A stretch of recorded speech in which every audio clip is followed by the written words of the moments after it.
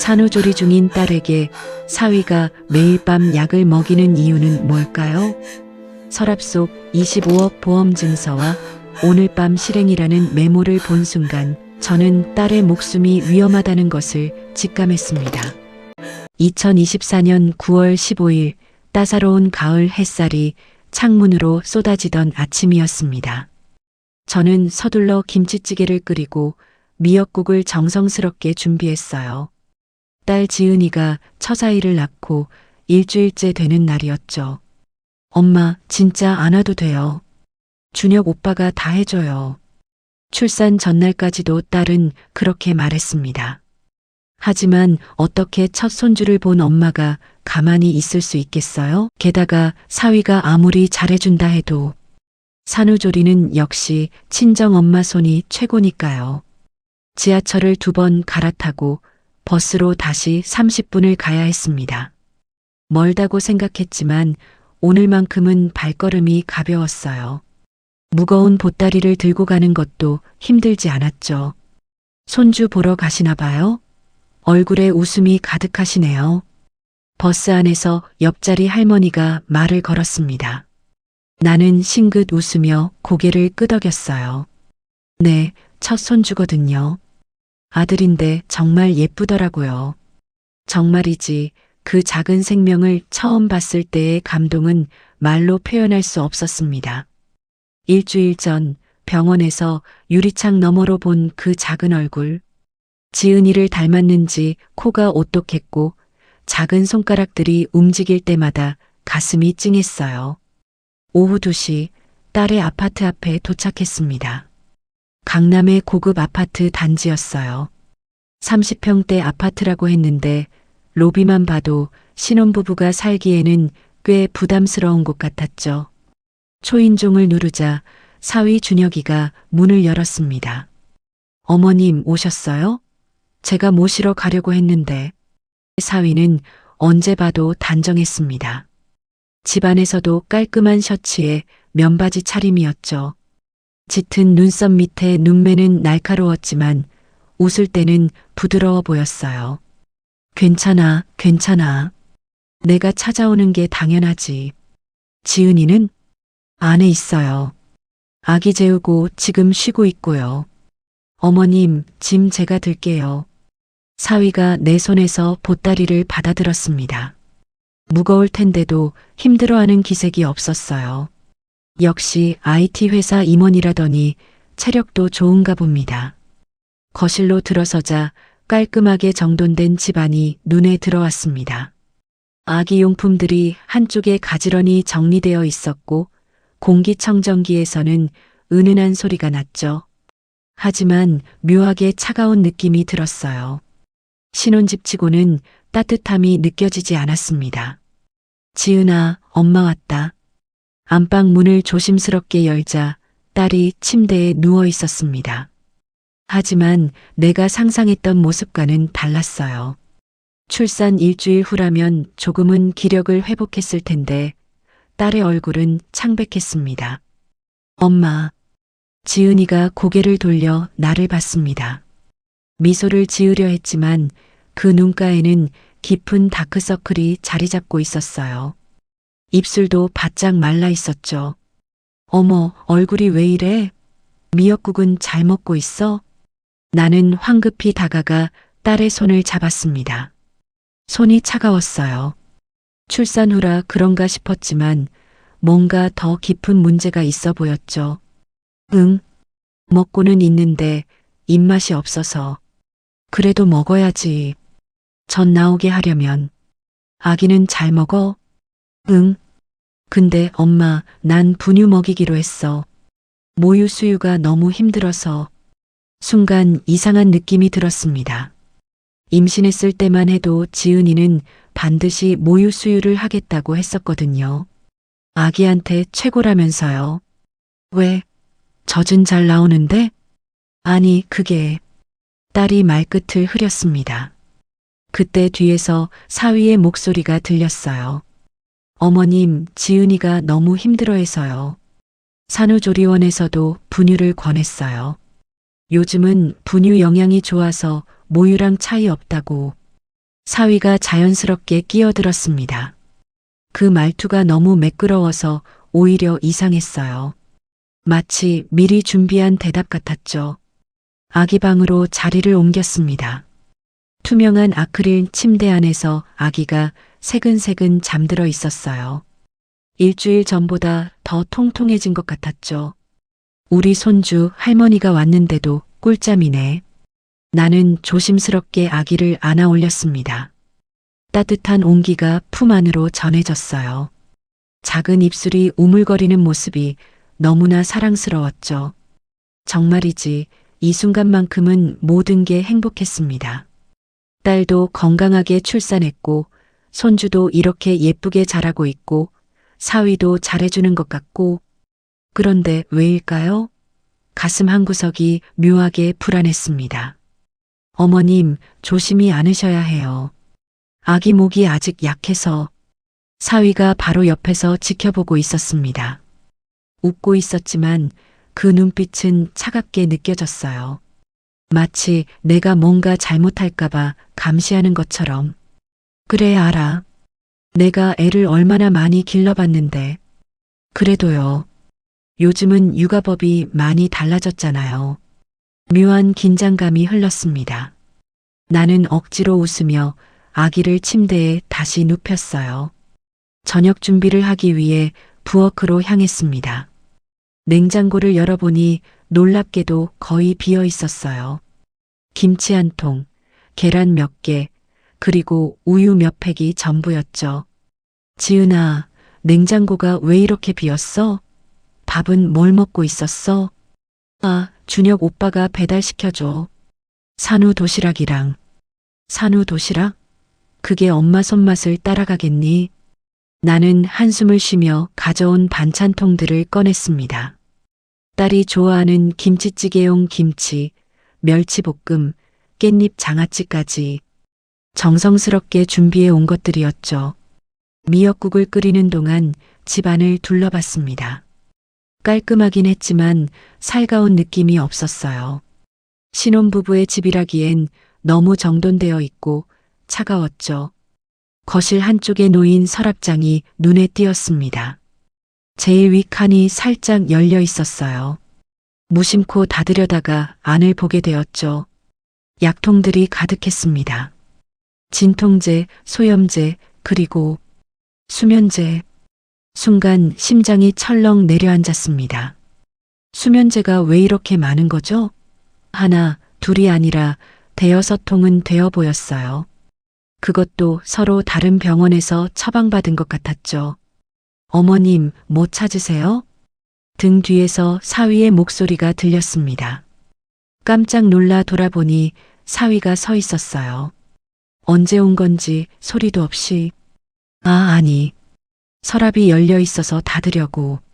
아, 그거요. 지은이가 산후통이 심해서 제가 병원에서 받아온 거예요. 걱정하지 마세요. 사위가 자연스럽게 서랍을 닫았습니다. 하지만 그 순간 본 것은 분명했어요. 수면제 통들, 그리고 그중 몇 개는 이름 라벨이 떼어져 있었죠. 왜 이름을 떼어냈을까? 저녁 식사는 조용했습니다. 사위는 계속 딸의 식사를 챙겼어요. 국을 떠다 주고 반찬을 집어주고 언뜻 보기엔 다정한 남편이었죠. 하지만 지은이는 거의 먹지 못했습니다. 몇 숟가락 뜨다가 숟가락을 내려놓았어요. 엄마가 끓인 미역국인데 왜 안 먹어? 맛없어? 아니, 그냥 속이 안 좋아서. 약 먹었어? 응. 순간 딸과 사위의 시선이 마주쳤습니다. 뭔가 이상한 긴장감이 흘렀어요. 사위가 먼저 웃으며 말을 꺼냈죠. 어머님, 지은이가 요즘 입덧처럼 속이 안 좋대요. 의사 선생님이 일시적인 거라고 했어요. 그래. 그래도 먹어야 기운이 나는데. 식사 후 설거지를 하는데 딸이 부엌으로 들어왔습니다. 사위는 아기를 재우러 안방에 간 상태였어요. 엄마. 왜? 나. 엄마가 와줘서 정말 다행이야. 딸의 목소리가 떨렸습니다. 뭔가 하고 싶은 말이 있는데 참고 있는 것 같았어요. 왜? 무슨 일 있어? 아니, 그냥 엄마 보니까 좋아서. 하지만 딸의 눈가에는 눈물이 맺혀 있었습니다. 순간 가슴이 철렁했어요. 지은아, 엄마한테 무슨 말이라도 해. 뭐 힘든 거 있어? 엄마 나. 바로 그때였습니다. 지은아, 약 먹을 시간이야. 안방에서 사위가 나왔습니다. 손에는 약봉지와 물컵을 들고 있었죠. 딸이 재빨리 눈물을 닦았습니다. 그리고 아무렇지도 않은 척 웃으며 말했어요. 알았어, 오빠. 나는 그 모습을 지켜보며 이상한 느낌을 지울 수 없었습니다. 딸이 사위를 부를 때 그 목소리에 두려움이 섞여 있었거든요. 아니, 두려움이 아니라 체념? 그날 밤 나는 작은 방에 짐을 풀었습니다. 사위가 미리 정리해둔 방이었어요. 침대 시트도 새 것이었고 수건도 준비되어 있었죠. 하지만 잠이 오지 않았습니다. 창문 너머로 들리는 소리 때문이었어요. 안방에서 들려오는 낮은 목소리들. 왜 자꾸 엄마한테 그런 표정을 짓는 거야? 사위의 목소리였습니다. 차갑고 낮았어요. 미안해. 나도 모르게. 딱 일주일만 참아. 어머님 가시면 다시 우리 둘만의 시간이야. 응. 대화가 끊겼습니다. 그리고 이상한 소리가 들렸어요. 약통 뚜껑 여는 소리, 물 따르는 소리. 자, 먹어. 오빠, 나 오늘은 안 먹고 싶어. 의사 선생님이 꼭 먹으라고 했잖아. 산후 우울증 예방하려면. 하지만, 지은아. 목소리가 더 차가워졌습니다. 명령하는 투였어요. 먹어. 긴 침묵 후 딸의 작은 목소리가 들렸습니다. 알았어. 나는 이불을 머리까지 뒤집어 쓰고 눈을 감았습니다. 하지만 잠은 오지 않았어요. 뭔가 이상했습니다. 분명히 이상한 게 있었어요. 완벽해 보이는 사위, 지나치게 순종적인 딸, 그리고 서랍장 가득한 수면제들, 그리고 무엇보다 딸의 눈빛. 엄마, 살려줘. 말로 하진 않았지만 딸의 눈이 그렇게 말하고 있었습니다. 하지만 그때의 나는 몰랐습니다. 이 모든 것이 치밀하게 계획된 살인의 서막이었다는 것을, 내 딸이 이미 죽음의 그림자 속을 걷고 있었다는 것을, 그리고 나에게 주어진 시간이 얼마 남지 않았다는 것을. 둘째 날 아침 나는 일찍 일어나 아침 준비를 했습니다. 된장찌개를 끓이고 시금치 나물을 무치고 계란 후라이를 부쳤죠. 집 안가득 구수한 냄새가 퍼졌어요. 하지만 식탁에 앉은 딸의 표정은 여전히 어두웠습니다. 밤새 잠을 설친 것 같았어요. 눈밑이 더 푹 꺼져 있었죠. 지은아, 어젯밤에 잠 못 잤어? 응. 아기가 자꾸 깨서. 하지만 이상했습니다. 아기 방은 내 방 바로 옆이었는데 밤새 울음소리를 들은 적이 없었거든요. 아기 소리는 안 들렸는데 나도 바로 옆방인데. 엄마가 피곤하셨나 봐. 새벽에 2번이나 깼어. 그때 사위가 안방에서 나왔습니다. 깔끔하게 정장을 차려입은 모습이었죠. 출근 준비를 마친 것 같았어요. 어머님, 아침 준비해 주셨네요. 감사합니다. 당연하지. 밥은 먹고 가야지. 사위는 식탁에 앉아 젓가락을 들었습니다. 하지만 찌개 한 숟가락을 뜨더니 미묘한 표정을 지었어요. 어머님, 혹시 된장이 좀 짠 것 같지 않으세요? 짜? 내가 늘 하던 대로 했는데. 아, 제 입맛이 좀 까다로워서요. 지은이 건강을 위해서는 싱겁게 먹는 게 좋거든요. 말은 정중했지만 뭔가 나를 검사하는 느낌이었습니다. 내 요리 실력을 평가하는 것 같았죠. 지은아, 너는 어때? 응, 괜찮은데. 딸이 대답했지만 목소리에 힘이 없었습니다.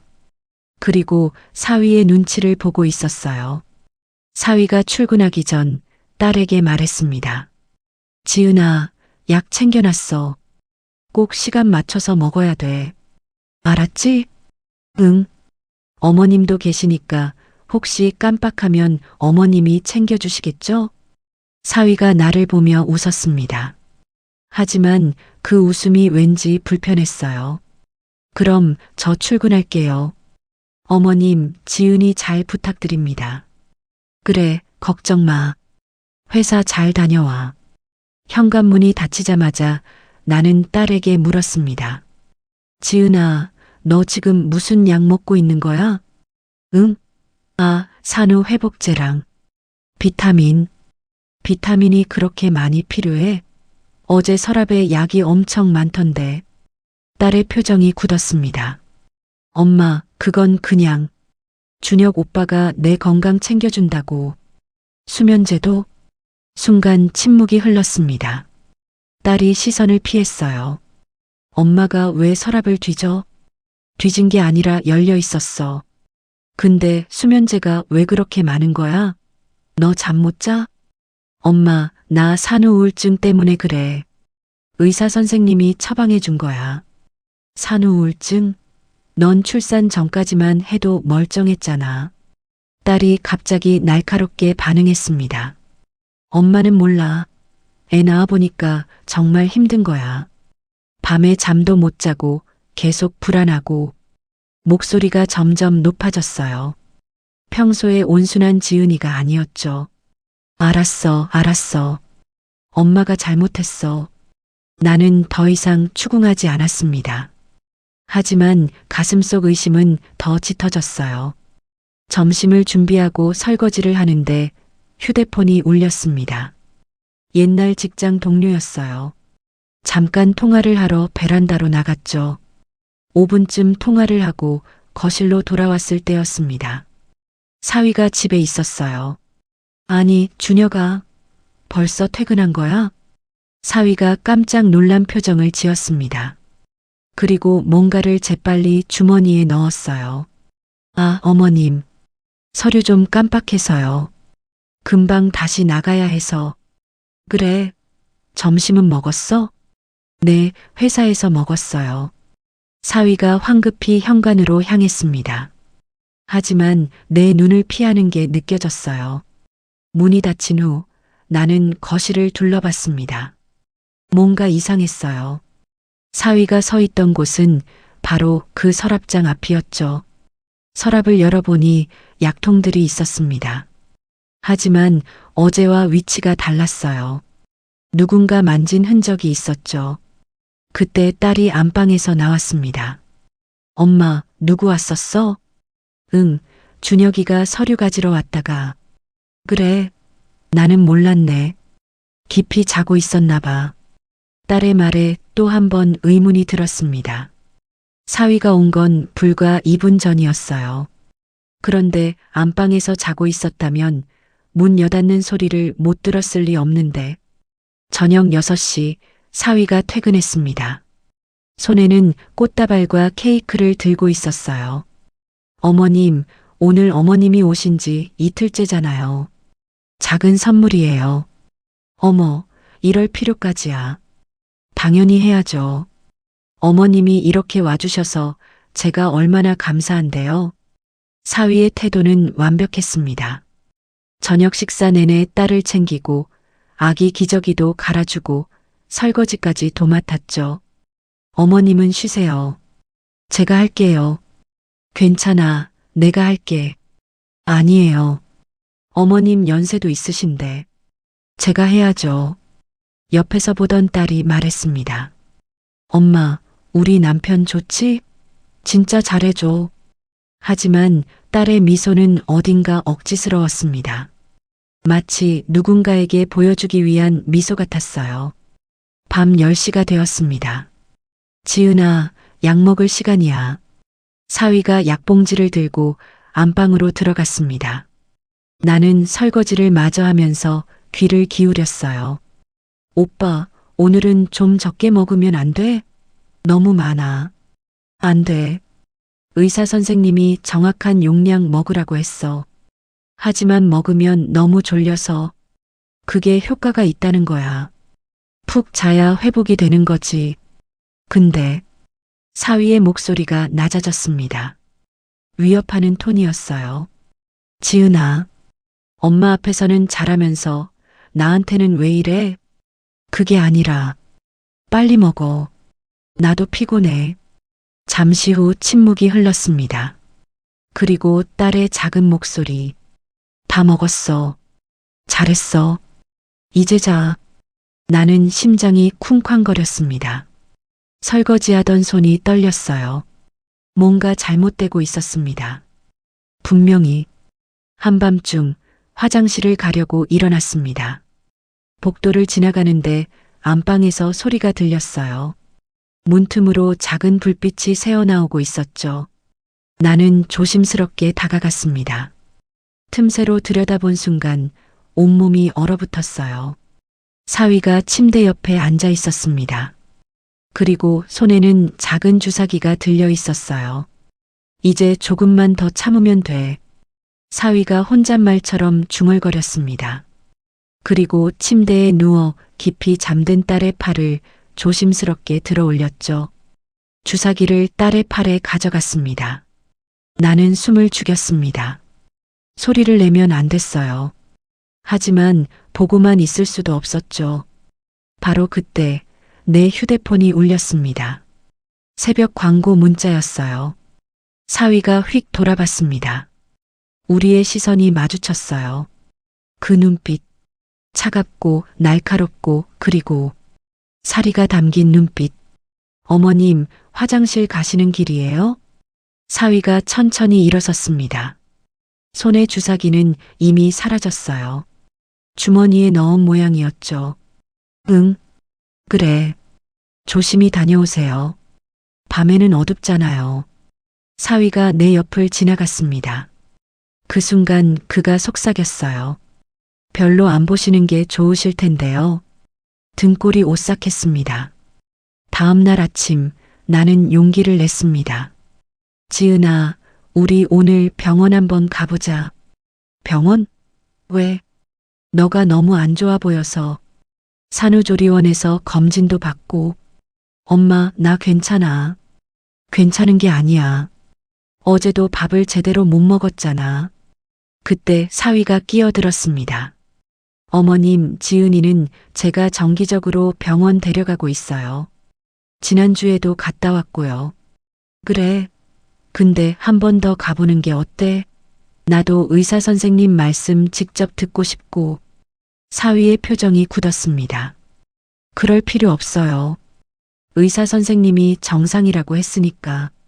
그래도 어머님, 사위의 목소리가 차갑게 변했습니다. 혹시 저를 못 믿으시는 건가요? 그게 아니라 제가 이렇게까지 하는데도 못 믿으시는 건가요? 지은이 약도 제가 챙기고 병원도 제가 데려가고 그런데도 부족하다는 말씀이세요? 순간 분위기가 얼어붙었습니다. 딸이 급히 끼어들었어요. 엄마, 준혁 오빠 말이 맞아. 나 괜찮으니까 걱정 마. 하지만 엄마, 그만해. 딸이 소리를 질렀습니다. 태어나서 처음 듣는 딸의 고함이었어요. 난 괜찮다니까. 왜 자꾸 그래? 딸이 안방으로 뛰어들어가며 문을 쾅 닫았습니다. 나는 멍하니 서 있을 수밖에 없었어요. 사위가 한숨을 쉬며 말했습니다. 어머님, 죄송해요. 지은이가 요즘 예민해서요. 산후우울증 증상이에요. 제가 잘 돌볼게요. 걱정 마세요. 사위가 안방으로 들어갔습니다. 문 닫히는 소리가 들렸어요. 나는 주저앉고 싶었습니다. 내 딸이 나를 밀어내고 있었어요. 아니, 밀어낼 수밖에 없게 만들어지고 있었죠. 그날 오후 딸의 친구들이 문병을 왔습니다. 3명의 여자들이 선물을 들고 왔어요. 지은아, 축하해. 언니들 와줘서 고마워. 딸이 오랜만에 밝게 웃었습니다. 진짜 웃음이었어요. 거실에서 한참 이야기를 나누고 있었죠. 나는 부엌에서 과일을 깎으며 그들의 대화를 들었습니다. 근데 지은아, 안색이 왜 그래? 많이 피곤해 보여. 응. 아기 때문에 잠을 못 자서. 그래도 남편이 잘해주잖아. 얼마 전에 SNS에 올린 거 봤어. 완전 금사빠 남편이더라. 맞아, 맞아. 꽃도 사다 주고. 부럽더라. 딸이 어색하게 웃었습니다. 응, 잘해주긴 해. 근데 시어머니는 안 오셨어? 우리 엄마가 와 계셔. 지금 부엌에서. 어머, 그럼 너 편하겠다. 친정엄마가 최고지. 순간 딸의 표정이 어두워졌습니다. 응, 그래. 과일을 들고 거실로 나가려는데 현관문이 열렸습니다. 사위가 일찍 퇴근한 거였어요. 손님들 오셨네요. 안녕하세요, 오빠. 어서 오세요. 지은이 친구분들이시죠? 사위가 환하게 웃으며 인사했습니다. 그리고 딸에게 다가가 어깨를 살짝 안았어요. 여보, 힘들면 말해. 내가 손님들 응대할게. 아니야, 괜찮아. 하지만 사위의 손이 딸의 어깨를 꽉 쥐고 있는 게 보였습니다. 딸이 미세하게 움찔했어요. 30분쯤 지나자 사위가 말했습니다. 친구분들, 죄송한데 지은이가 좀 피곤해하는 것 같아요. 오늘은 이만 가시는 게. 아, 그래. 그럼 우리 갈게. 지은아, 푹 쉬어. 친구들이 일어났습니다. 딸은 아쉬운 표정이었지만 아무 말도 하지 못했어요. 문을 닫자마자 사위가 말했습니다. 지은아, 다음부터는 사람들 부르기 전에 나한테 말해. 미안해. 피곤한 몸으로 무리하면 안 되잖아. 말은 부드러웠지만 그 속에는 명령이 담겨 있었습니다. 나는 그 모습을 보며 확신했어요. 이 남자는 딸을 고립시키고 있었습니다. 친구도 가족도 그 누구도 만나지 못하게. 그날 밤 11시 나는 잠이 오지 않아 거실을 서성였습니다. 안방에서 또 소리가 들렸어요. 싫어. 더 이상 못 먹겠어. 딸의 목소리였습니다. 지은아, 이거 안 먹으면 너가 더 힘들어져. 오빠, 제발. 머리가 너무 무거워.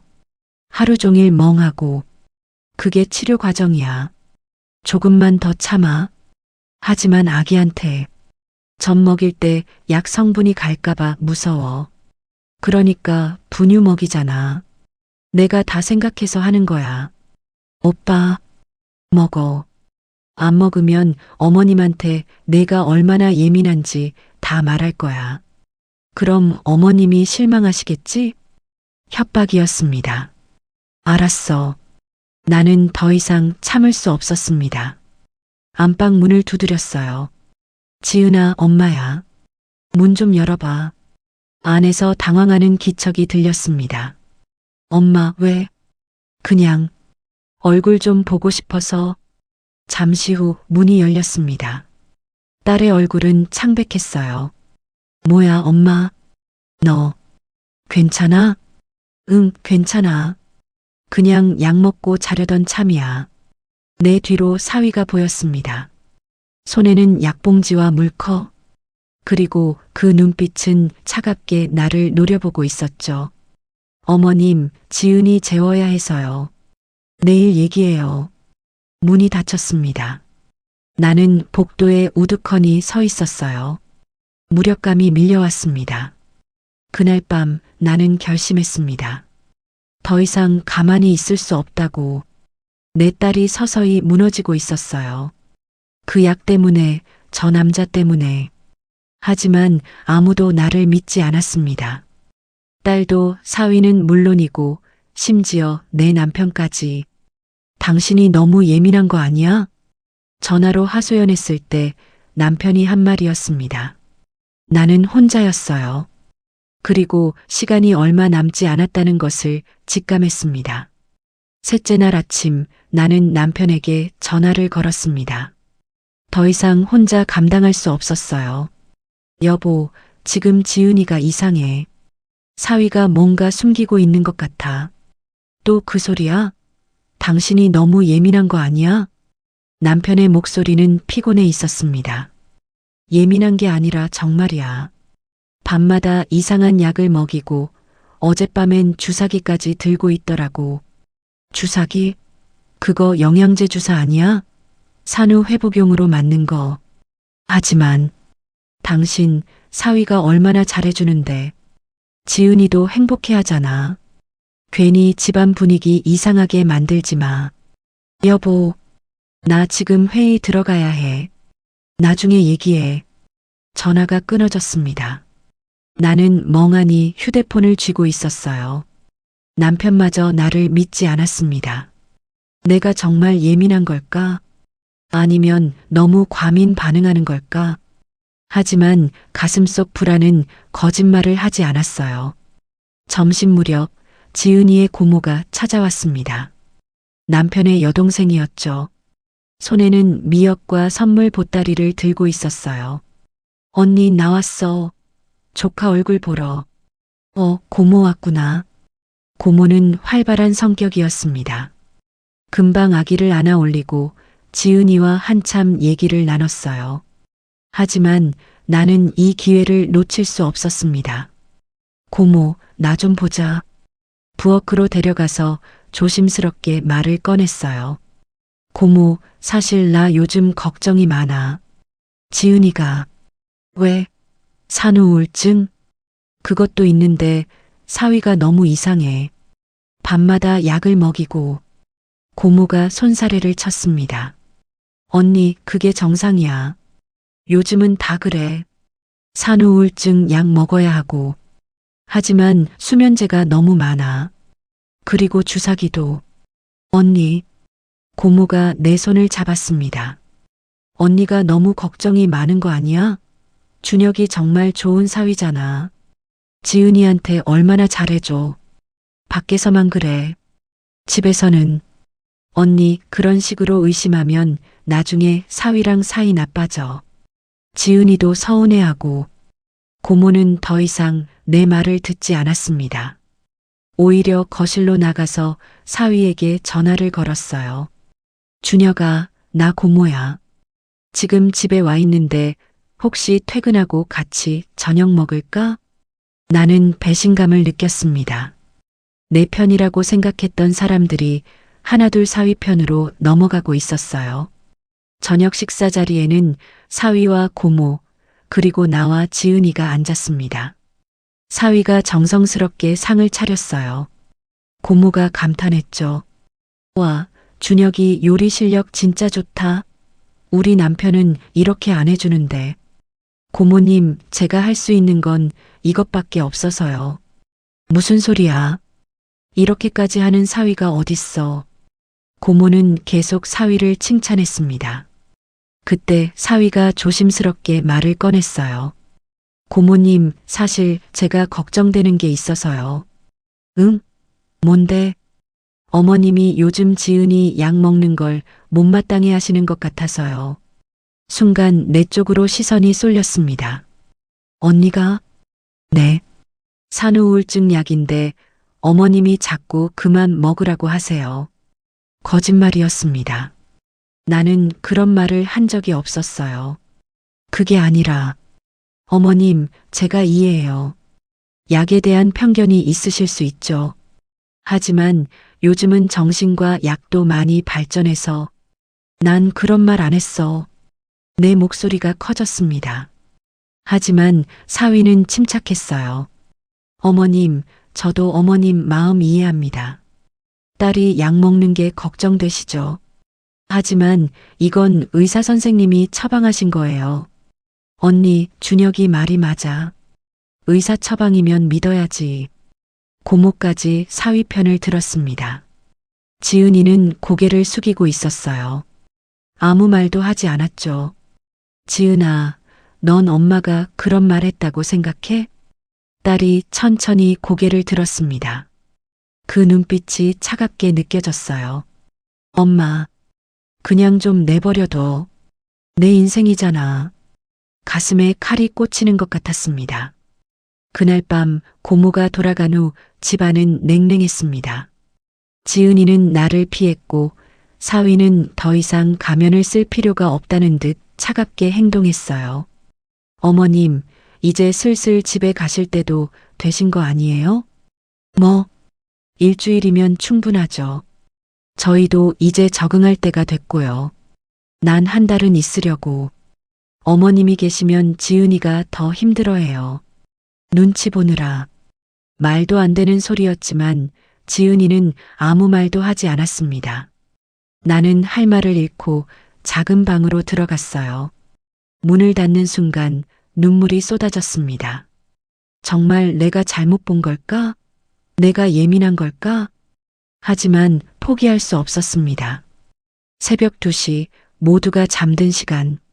나는 조심스럽게 방문을 열고 거실로 나왔습니다. 소파 위에 지은이의 휴대폰이 놓여 있었어요. 미안해, 지은아. 하지만 엄마는 알아야 해. 떨리는 손으로 휴대폰을 집어들었습니다. 비밀번호는 지은이 생일. 다행히 바뀌지 않았어요. 문자함을 열었습니다. 사위와 나눈 대화들이 쭉 나왔죠. 오늘 약 3알 먹었어? 응. 근데 너무 많은 것 같아. 의사 선생님 말 따라야지. 안 그러면 더 심해져. 어머님이 자꾸 병원 가자고 하지? 응. 절대 가면 안 돼. 알았지? 응. 지은아, 나 너 사랑해. 너랑 아기만 있으면 돼. 나도. 문자를 읽는 내내 소름이 돋았습니다. 통제와 협박이 사랑이라는 이름으로 포장되어 있었어요. 그리고 더 무서운 것은 마지막 문자였습니다. 3개월만 더 참아. 그러면 모든 게 끝나. 3개월. 무슨 뜻일까? 손이 떨려 휴대폰을 놓칠 뻔했습니다. 그때 침실 문이 열리는 소리가 났어요. 나는 황급히 휴대폰을 제자리에 놓고 부엌으로 향했습니다. 어머님? 사위였습니다. 물 마시러 나왔어. 그러세요. 조심히 다녀가세요. 사위가 나를 지나쳤습니다. 하지만 소파 위를 힐끗 보더니 휴대폰 위치가 바뀐 것을 눈치챈 것 같았어요. 다음 날 아침 나는 결심했습니다. 사위의 과거를 알아봐야 해. 지은이와 사위가 결혼하기 전 사위에 대해 제대로 알아본 적이 없었어요. 그저 좋은 직장 다니고 지은이를 사랑한다고 하니까 믿었죠. 하지만 이제는 달랐습니다. 인터넷 포털에 사위 이름을 검색했습니다. 김준혁. 하지만 너무 흔한 이름이라 수백 개의 결과가 나왔어요. SNS도 뒤져봤습니다. 사위는 SNS를 거의 하지 않았어요. 프로필 사진 하나 없는 계정뿐이었죠. 뭔가 숨기고 있어. 그때 옛날 직장 동료가 떠올랐습니다. 그녀는 은행에서 일했었는데 요즘도 개인 신용 조회 같은 걸 할 수 있다고 했었죠. 전화를 걸었습니다. 선이야, 나 좀 부탁 하나 해도 될까? 언니, 무슨 일이에요? 사람 하나 좀 알아봐 줄 수 있어? 신용 조회 같은 거. 언니, 그거 불법인데. 제발, 선이야. 우리 지은이가 위험해. 정말 급해. 한참을 설득한 끝에 선이가 도와주기로 했습니다. 이틀 후 선이에게서 전화가 왔어요. 언니, 이상해. 뭐가? 그 김준혁이라는 사람 말이야. 5년 전 기록부터밖에 없어. 5년 전? 응. 그 이전 기록은 아예 없어. 주민등록번호로 조회해도 마찬가지야. 가슴이 철렁했습니다. 그게 무슨 뜻이야? 2가지 가능성이 있어. 개명을 했거나 아니면 신분을 세탁했거나. 신분 세탁? 그리고 언니, 더 이상한 게 있어. 뭔데? 보험금 수령 기록이 있더라고. 3년 전에 3억. 생명보험이래. 생명보험? 누구 거? 배우자. 아내가 사망해서 받은 거야. 전화기를 떨어뜨릴 뻔했습니다. 전처. 죽었다고? 응. 근데 사망 원인이 자살이래. 산후 우울증으로. 온몸이 얼어붙었습니다. 그날 오후 나는 집을 나왔습니다. 더 이상 견딜 수 없었어요. 근처 공원을 걷고 있었는데 누군가 나를 불렀습니다. 저기요. 돌아보니 30대 중반쯤 되어 보이는 여자였습니다. 눈이 부어 있었어요. 혹시 김준혁 씨 장모님 되시나요? 네. 어떻게? 제가 며칠 전부터 지켜봤어요. 그 아파트 출입하시는 거. 여자가 다가왔습니다. 그 눈빛에는 절박함이 가득했어요. 저는 이수진이라고 합니다. 제 동생이 김준혁 씨 전처였어요. 심장이 멈추는 것 같았습니다. 전처? 네. 3년 전에 죽었어요. 옥상에서 떨어져서 자살이라고. 자살이 아니에요. 여자가 소리쳤습니다.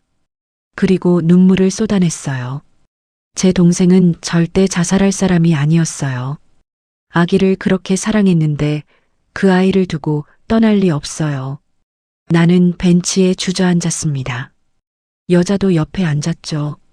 동생이 출산하고 석 달 됐을 때였어요. 갑자기 연락이 끊겼죠. 전화해도 안 받고. 그러다가 어느 날 경찰한테 연락이 왔어요. 동생이 아파트 옥상에서 떨어졌다고. 여자의 손이 떨렸습니다.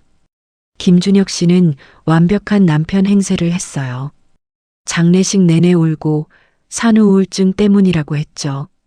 똑같았습니다. 지금 우리 집 상황과. 하지만 저는 알아요. 동생 손목에 멍이 있었어요.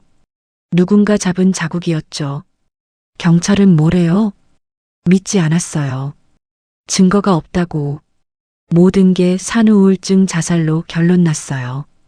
여자가 내 손을 꽉 잡았습니다. 어머님, 당신 딸도 위험해요. 김준혁은. 그 사람은 괴물이에요. 왜 그런 짓을 하는 거죠? 보험금이에요. 제 동생도 사망 직전에 보험을 여러 개 들었어요. 총 3억. 머릿속이 하얗게 변했습니다. 지금 당신 딸도 보험 들었죠? 나는 고개를 끄덕일 수밖에 없었습니다. 결혼 전에 사위가 지은이 명의로 보험을 들었다고 했었죠. 서로를 위한 거라면서. 어머님, 제발 딸을 구해내세요. 저는 못 구했어요. 여자가 흐느껴 울었습니다. 나는 그녀를 안아주었어요. 두 사람의 눈물이 섞였습니다. 공원을 나서는데 휴대폰이 울렸습니다. 사위였어요. 어머님, 어디 계세요? 산책 나왔어. 빨리 들어오세요. 지은이가 어머님 찾아요. 알았어. 전화를 끊고 아파트로 향했습니다. 수진의 마지막 말이 귓가에 맴돌았어요. 3개월 안에 끝낼 거예요. 제 동생도 출산 3개월 만에 죽었거든요. 약으로 정신을 흐리게 만들다가 마지막엔 엘리베이터를 타고 올라가는 동안 손이 떨렸습니다. 현관문을 열었어요.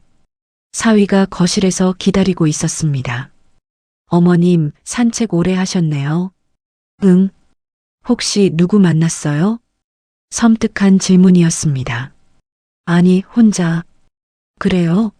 그럼 다행이네요. 사위가 미소를 지었습니다. 하지만 그 눈빛은 의심으로 가득했어요. 지은이는? 자고 있어요. 오늘 약을 좀 많이 먹어서. 가슴이 철렁했습니다.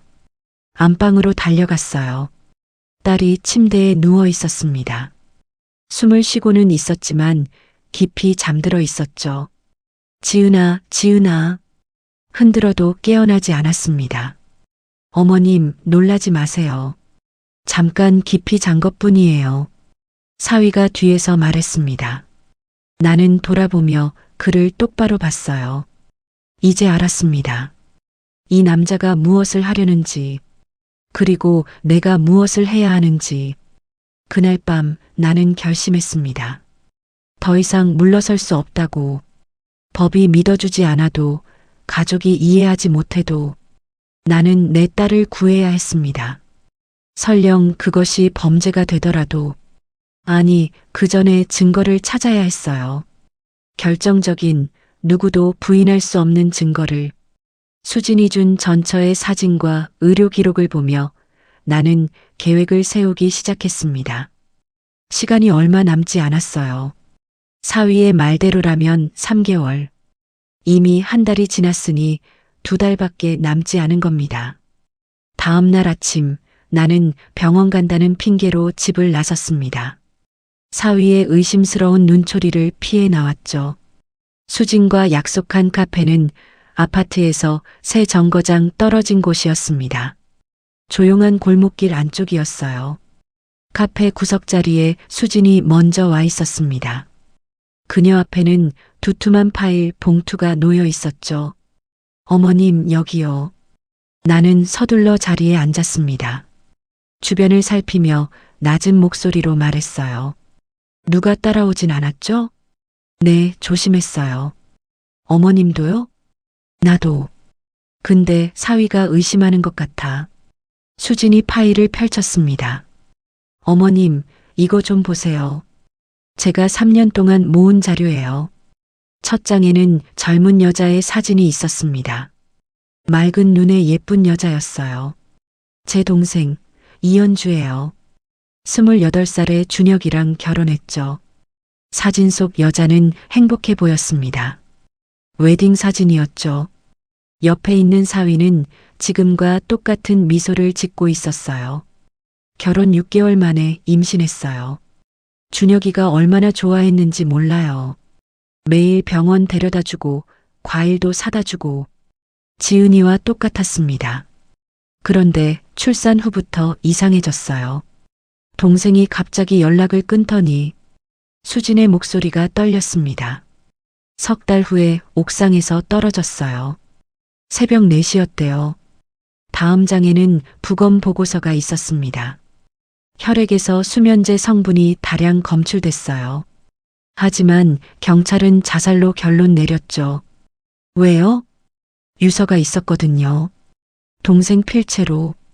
수진이 유서 사본을 보여줬습니다. 떨리는 글씨로 쓰여 있었어요. 나는 나쁜 엄마예요. 아기를 제대로 돌볼 수 없어요. 미안해요. 하지만 이건 동생 글씨가 아니에요. 비슷하게 흉내낸 거예요. 필적 감정은 의뢰했지만 80% 일치한다고 했어요. 확신할 수 없는 수준이래요. 나는 주먹을 쥐었습니다. 수진이 다음 파일을 꺼냈습니다. 그런데 어머님, 더 충격적인 게 있어요. 뭔데요? 동생이 첫 번째가 아니었어요. 가슴이 철렁했습니다. 제가 3년 동안 준혁이를 추적했어요. 개인 탐정까지 고용해서 새로운 사진이 나왔습니다. 역시 20대 후반의 여자였어요. 박민지. 5년 전에 준혁이와 사귀었던 여자예요. 사귀었다고요? 결혼은 안 했어요? 약혼까지 했는데 결혼 한 달 전에 죽었어요. 교통사고로. 교통사고? 새벽에 혼자 운전하다가 다리에서 추락했대요. 그런데 수진이 사고 현장 사진을 보여줬습니다. 브레이크 흔적이 없었어요. 그리고 차 안에서 수면제 성분이 검출됐죠. 음주운전? 아니요. 수면제요. 준혁이 주장으로는 민지 씨가 불면증 때문에 약을 먹었다고 했어요. 패턴이 보이기 시작했습니다. 수면제, 의문사, 그리고 보험금은요? 2억. 약혼자를 수익자로 해서 들었대요. 민지 씨 부모님이 부자였거든요. 2명. 이미 2명이 죽었습니다. 어머님, 김준혁은 가명이에요. 수진이 또 다른 서류를 꺼냈습니다. 진짜 이름은 강민수. 37세. 5년 전에 개명했어요. 왜 개명을? 전과 때문이에요. 전과? 나는 숨이 막혔습니다. 10년 전에 사기죄로 징역 2년. 보험 사기였어요. 서류에는 강민수의 전과 기록이 상세히 나와 있었습니다. 당시 여자친구를 이용해서 보험금을 타내려고 했대요. 근데 들통나서 잡혔죠. 그럼 지금은 출소 후에 신분을 세탁한 거예요. 이름도 바꾸고 이력도 다 조작하고 나는 머리가 어지러웠습니다. IT 회사 임원이라던데 거짓말이에요. 지금은 무직이에요. 아니, 정확히는 여자 사냥꾼이 직업이죠. 수진의 목소리에 분노가 담겨 있었습니다. 임신한 여자를 타깃으로 삼아요. 왜냐하면 임신한 여자는 약하니까. 판단력도 흐려지고 주변 도움도 필요하고 지은이가 그랬습니다. 임신하고 나서 사위에게 더 의존하게 되었죠. 그리고 출산 후에 약물로 정신을 흐리게 만들어요. 산후우울증이라는 명목으로. 그 다음엔 자살로 위장해서 죽여요. 그리고 보험금을 타내는 거죠. 경찰에 신고해야 해요. 나는 서류들을 모아쥐며 말했습니다. 어머님, 소용없어요. 저도 3번이나 신고했어요. 그런데 왜? 증거가 부족하대요. 다 정황 증거일 뿐이라고. 하지만 나는 포기할 수 없었습니다. 그날 오후 수진과 함께 경찰서를 찾았습니다. 강력계 형사를 만났죠. 말씀하세요. 40대 중반의 형사가 무뚝뚝하게 말했습니다. 제 사위가 딸을 죽이려고 해요. 증거가 있습니까? 이 서류들이요. 전처들이 다 의문사했어요. 형사가 서류를 훑어봤습니다. 하지만 표정은 회의적이었어요. 이미 종결된 사건들이네요. 사고사, 자살로. 하지만 패턴이 똑같잖아요. 패턴만으로는 범죄를 입증할 수 없습니다. 그럼 우리 딸이 죽어야 믿으시겠어요? 내 목소리가 높아졌습니다. 진정하세요. 제 말은 직접적인 증거가 필요하다는 겁니다. 무슨 증거요? 예를 들어 약물을 몰래 먹인다는 증거, CCTV 영상이라든지 녹음 파일이라든지. 형사가 명함을 건네며 말했습니다. 증거를 확보하시면 다시 오세요. 그때는 제가 도와드리겠습니다. 경찰서를 나오는 길 나는 무력감에 빠졌습니다. 맞죠? 소용없어요. 수진이 쓴웃음을 지었습니다.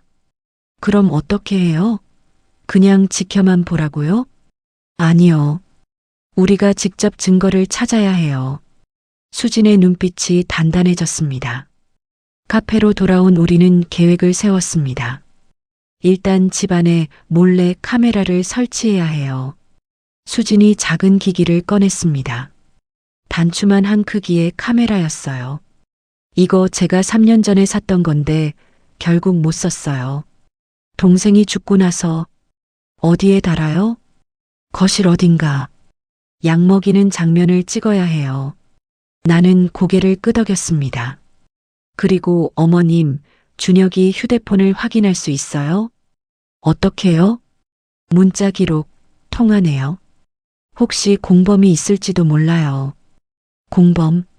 생각해보니 혼자서 이 모든 걸 계획하기는 어려웠을 거예요. 알았어요. 해볼게요. 그리고 가장 중요한 거. 수진이 내 손을 잡았습니다. 지은 씨를 설득해야 해요. 엄마 말을 믿게 해야죠. 근데 지은이가 날 믿을까요? 요즘은 나만 보면 피하는데 믿게 만들어야 해요. 어떻게든. 집으로 돌아온 나는 기회를 엿봤습니다. 사위가 저녁 회의가 있다며 외출한 날이었어요. 지은아. 딸이 아기 방에서 분유를 타고 있었습니다. 왜? 우리 잠깐 얘기 좀 하자. 엄마, 피곤해. 나중에. 지은아, 제발. 딸이 한숨을 쉬며 거실로 나왔습니다. 뭔데? 너. 준혁이 전처가 있었던 거 알아? 순간 딸의 얼굴이 굳었습니다. 알아. 들었어. 그 사람이 어떻게 죽었는지도 알아? 산후우울증으로 자살했다고 들었어.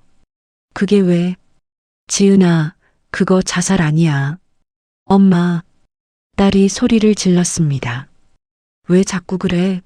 준혁 오빠를 왜 그렇게 의심해? 의심이 아니라 진짜야. 이 서류 좀 봐. 전처가. 안 볼래? 딸이 서류를 밀쳐냈습니다. 종이들이 바닥에 흩어졌어요. 엄마가 이상해. 왜 자꾸 우리 남편 나쁜 사람으로 만들려고 해? 지은아, 엄마 때문에 나 힘들어. 제발 좀 그만해줘. 딸이 안방으로 뛰어들어가며 문을 쾅 닫았습니다. 나는 바닥에 흩어진 서류를 주우며 눈물을 흘렸어요. 그날 밤 초인종이 울렸습니다. 밤 10시가 넘은 시간이었죠. 누구일까 싶어 문을 열었는데 낯선 젊은 여자가 서 있었어요. 혹시 박미숙 씨 댁 맞으세요? 네, 그런데요. 저는 최은혜라고 해요. 수진 언니한테 연락처 받았어요. 은혜라는 이름이 낯익었습니다. 수진이 말했던 혹시 박민지 씨 아세요? 여자가 고개를 끄덕였습니다. 제 대학 동기였어요. 그리고 그녀의 눈에서 눈물이 흘렀어요. 저도 강민수, 아니, 김준혁이랑 사귀었었어요. 나는 깜짝 놀라 그녀를 집 안으로 들였습니다. 거실에 앉은 은혜가 떨리는 목소리로 말했습니다. 민지가 죽고 나서 1년 후였어요. 우연히 준혁이를 다시 만났어요. 다시요? 네. 민지 장례식 때 한 번 본 적이 있었거든요. 그때는 슬퍼하는 약혼자였는데 은혜가 손수건으로 눈물을 닦았습니다. 1년 후에 만났을 때는 완전히 다른 사람이었어요. 밝고 적극적이고 저한테 호감을 보였죠. 그래서요? 사귀기 시작했어요. 그리고 6개월 후에 임신했죠. 나는 숨을 멈췄습니다. 준혁이는 너무 좋아했어요. 결혼하자고 했죠. 하지만요. 어느 날 민지 엄마를 만났어요. 그분이 저한테 말씀하셨죠. 조심하라고. 준혁이가 이상하다고. 은혜의 손이 떨렸습니다. 그날 밤 준혁이 집에 갔어요. 그리고 서랍을 뒤졌죠. 거기서 찾았어요. 뭐요? 노트. 준혁이가 쓴 노트였어요.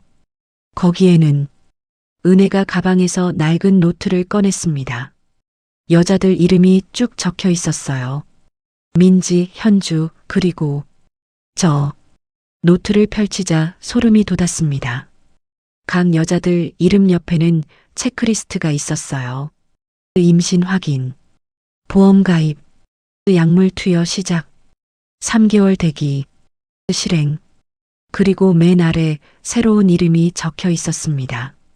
박지은, 내 딸 이름이었습니다. 그날 밤 우리 셋은 모였습니다. 수진, 은혜, 그리고 나. 3명의 여자.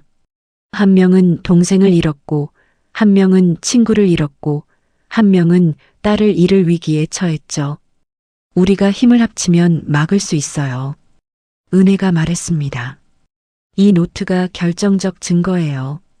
이걸로 경찰이 움직일 거예요.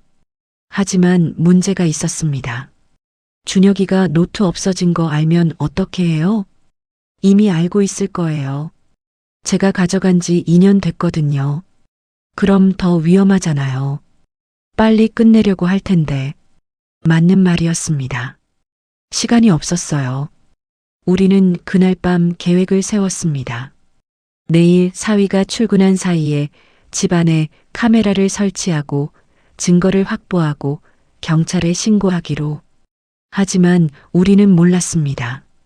사위가 이미 다 알고 있다는 것을, 그리고 그가 최후의 계획을 앞당기고 있다는 것을. 다음 날 아침 나는 일찍 일어났습니다. 오늘이 바로 그날이었어요. 사위가 출근한 사이 집에 카메라를 설치하기로 한 날. 수진과 은혜는 아파트 근처 카페에서 대기하기로 했습니다. 하지만 뭔가 이상했어요. 평소와 달리 집안이 너무 조용했습니다.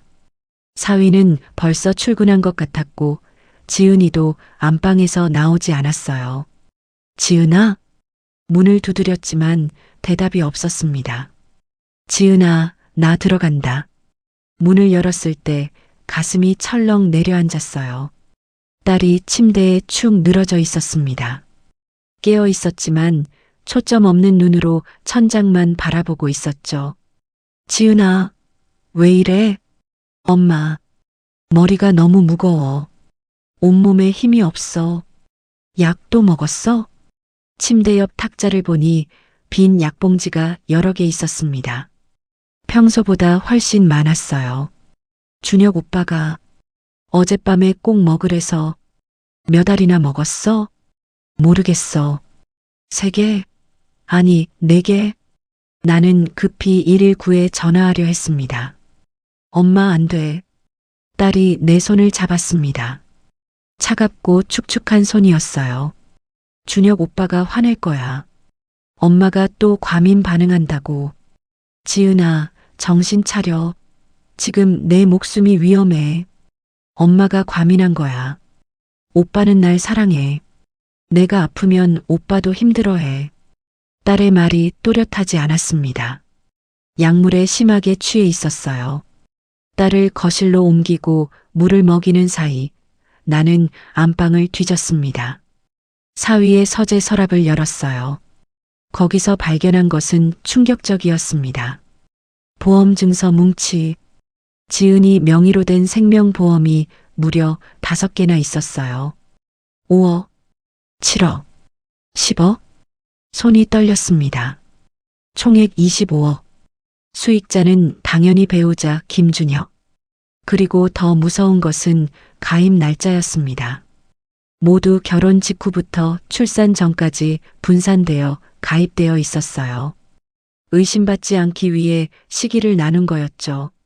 서랍 깊숙한 곳에서 또 다른 서류를 발견했습니다. 이혼 합의서 초안.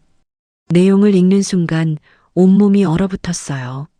사위는 지은이 사망 이후의 재산 분할까지 미리 계획하고 있었던 겁니다. 아니, 이혼이 아니라 사망 후 상속. 메모가 적혀 있었어요. 출산 3개월 후 실행. 산후우울증 자살로 위장. 옥상 오수면제 과다 복용. 카메라로 모든 걸 찍었습니다. 떨리는 손으로. 바로 그때였습니다. 현관문 여는 소리. 사위가 돌아온 거였어요. 나는 급히 서류를 제자리에 넣고 안방을 나왔습니다. 하지만 이미 늦었어요. 어머님, 뭐 하세요? 사위가 복도에 서 있었습니다. 아, 지은이 이불 좀 정리하려고. 출근했다가 왜 다시? 서류를 깜빡해서요. 사위가 안방으로 들어갔습니다. 나는 심장이 터질 것 같았어요. 잠시 후 그가 나왔을 때 표정이 달라져 있었습니다. 어머님, 왜? 혹시 제 서랍 여셨어요? 아니, 왜? 거짓말 마세요. 서랍 위치가 달라졌어요. 사위가 천천히 다가왔습니다. 눈빛이 차갑게 변했어요. 뭘 보셨죠? 아무것도 안 봤어. 보험 증서요? 아니면 그 메모. 순간 나는 말문이 막혔습니다. 사위가 싸늘하게 웃었어요. 이제 다 아시는군요. 가면이 완전히 벗겨진 순간이었습니다. 내가 정말 지은이를 죽이려고? 죽인다는 표현은 좀 그렇고요. 그냥 자연스럽게 떠나보내는 거죠. 사위의 목소리에는 감정이 없었습니다. 어떻게 그럴 수가 있어? 너 아내잖아. 아내? 그냥 도구일 뿐이에요. 돈을 벌어다 주는. 나는 주먹을 쥐었습니다. 이 미친놈아. 미쳤다고요? 어머님, 전 아주 정상이에요. 오히려 이 사회가 미친 거죠. 열심히 일해봤자 평생 모아도 집 한 채 사기 힘든 세상. 그럼 다른 방법을 찾아야죠. 살인이 방법이라고? 살인이 아니에요. 비즈니스죠. 전 제 몫을 챙기는 것뿐이에요. 나는 뒤로 물러섰습니다. 이 남자는 정말 괴물이었어요. 경찰에 신고할 거야. 하세요. 하지만 증거가 있나요? 보험 증서가 있잖아. 부부가 보험 드는 게 뭐가 잘못됐죠? 그리고 그 메모, 제가 쓴 게 아니라고 하면 끝이에요. 전처들은 그 사람들도 다 내가 죽인 거잖아. 증명해 보세요. 다 사고사와 자살로 결론 났는 걸요. 사위가 한 걸음 다가왔습니다. 어머님, 조용히 하세요. 안 그러면 뭐? 나까지 죽일 거야? 그럴 수도 있죠. 노인이 계단에서 굴러떨어지는 건 흔한 일이니까. 협박이었습니다. 나는 휴대폰을 꺼내려 했지만 사위가 더 빨랐어요. 내 손에서 휴대폰을 빼앗았죠. 이제 어쩔 건데요? 도와줄 사람도 없고. 바로 그때 거실에서 딸의 목소리가 들렸습니다. 오빠. 지은이가 비틀거리며 복도로 나왔습니다. 오빠. 지금 무슨 얘기하는 거야? 지은아, 방에 있어. 어른들 얘기야. 나 다 들었어. 보험? 살인?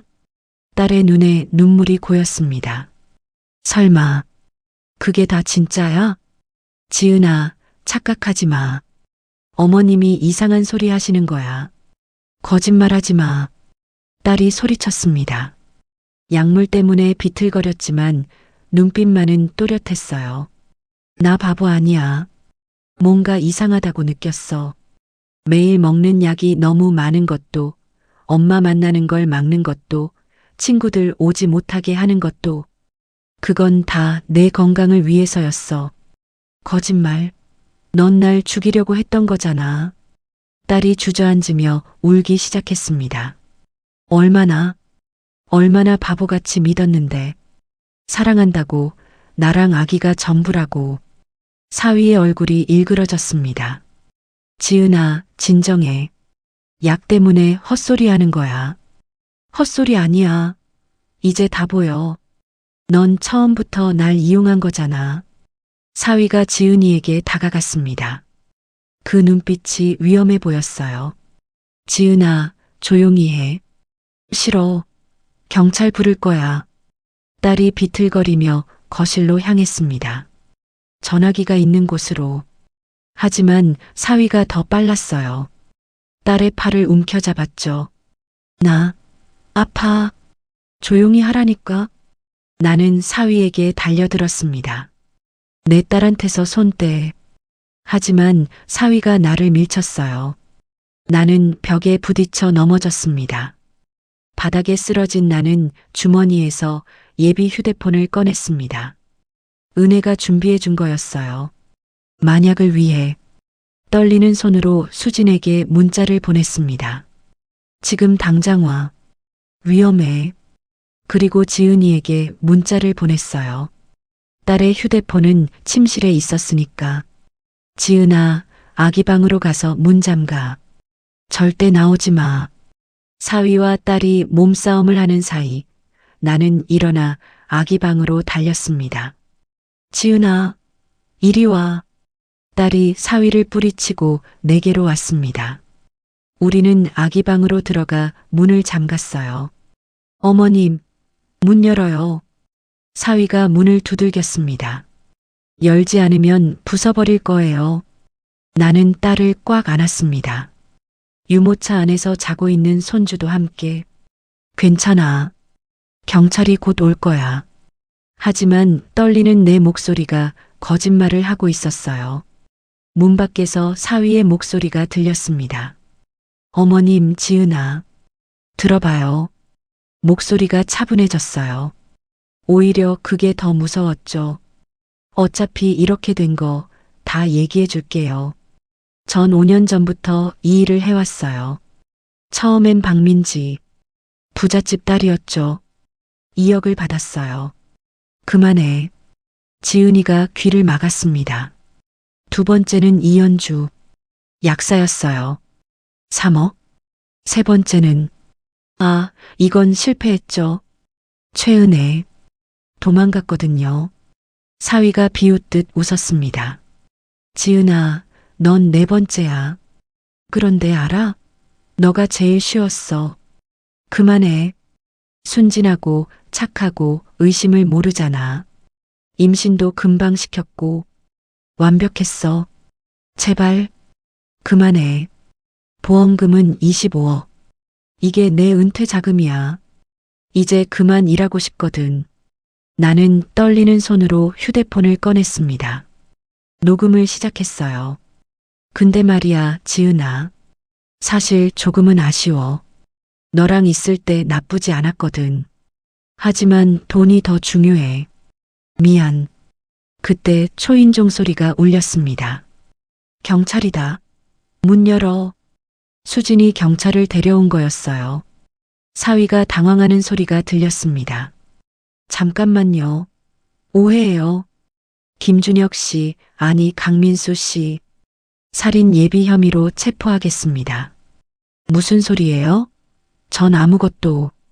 이 노트 설명 좀 해보시죠. 그리고 보험 증서들. 충분한 증거입니다.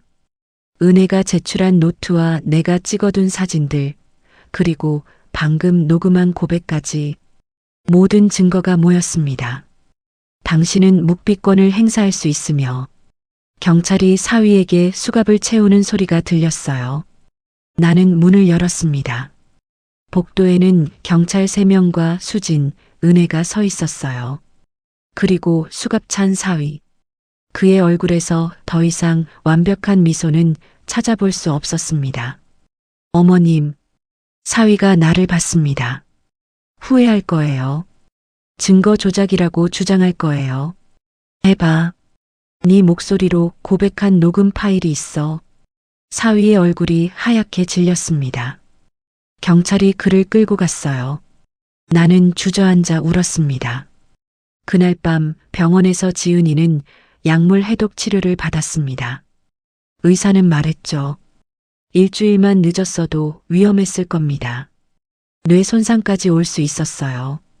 병실에서 딸이 내 손을 잡았습니다. 엄마, 미안해. 괜찮아.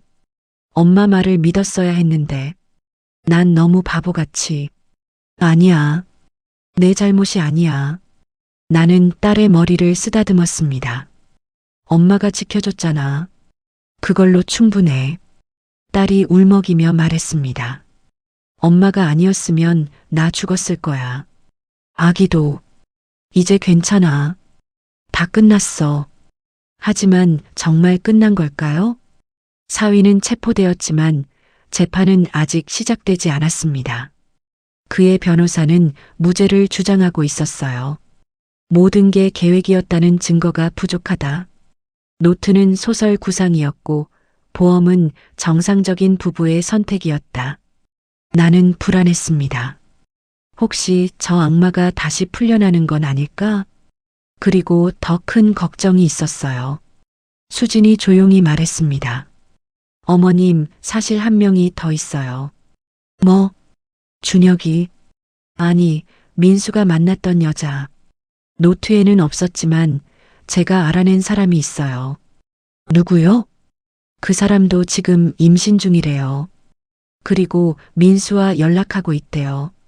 나는 온몸이 얼어붙었습니다. 감옥에 있는데도 계속 여자를 노리고 있다고? 사위가 체포되고 일주일이 지났습니다. 지은이는 병원에서 퇴원해 우리 집으로 왔어요. 그 아파트로는 절대 돌아갈 수 없었으니까요. 매일 아침 눈을 뜨면 악몽이 생각났습니다. 하지만 딸과 손주가 안전하다는 사실만으로도 감사했어요. 엄마, 아침 먹어. 지은이가 부엌에서 미역국을 끓이고 있었습니다. 많이 회복된 모습이었어요. 내가 할게. 넌 아직 몸 안 좋잖아. 괜찮아. 이렇게 움직이는 게 오히려 나아. 딸의 얼굴에는 아직도 약물 부작용으로 인한 다크서클이 남아 있었습니다. 하지만 예전의 생기가 조금씩 돌아오고 있었죠. 거실에서는 아기가 천사처럼 자고 있었어요. 이제 괜찮아. 다 끝났어. 나는 그렇게 믿고 싶었습니다. 하지만 가슴 한구석의 불안은 사라지지 않았어요. 오후 2시 담당 검사에게서 전화가 왔습니다. 박미숙 씨죠? 조 검사입니다. 네, 검사님. 재판 날짜 잡혔나요? 그게 검사의 목소리가 무겁게 가라앉았습니다. 강민수가 보석으로 나왔습니다. 네, 지금 뭐라고 하신 거예요? 나는 귀를 의심했습니다. 변호사가 보석 신청을 했고 판사가 허가했습니다. 어떻게 그럴 수가 있어요? 살인 예비 혐의인데 아직 예비 단계고 실제 살인이 일어나지 않았다는 점. 그리고 도주 우려가 없다고 판단했답니다. 도주 우려가 없다고요? 이미 3명을 죽인 사람인데. 죄송합니다. 저희도 반대했지만 그럼 우리 딸은 어떡해요? 또 위험해지잖아요. 접근 금지 명령은 내려졌습니다. 박지은 씨와 가족들에게 접근하면 즉시 구속됩니다. 그게 무슨 소용이에요? 그 사람이 그런 걸 지킬 것 같아요? 검사는 대답하지 못했습니다. 전화를 끊고 나는 무너져 내렸어요. 엄마, 무슨 일 있어? 지은이가 다가왔습니다. 나는 말해야 할지 고민했어요. 딸이 알면 또 불안해할 텐데. 엄마, 뭔데? 얼굴이 안 좋아. 지은아. 설마. 준혁 오빠? 딸도 본능적으로 눈치챘나 봅니다. 보석으로 나왔대.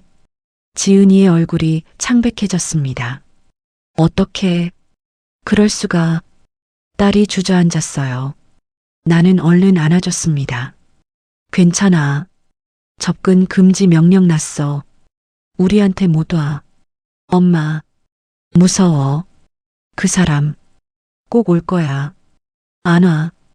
경찰이 지키고 있어. 하지만 내 목소리는 확신이 없었습니다.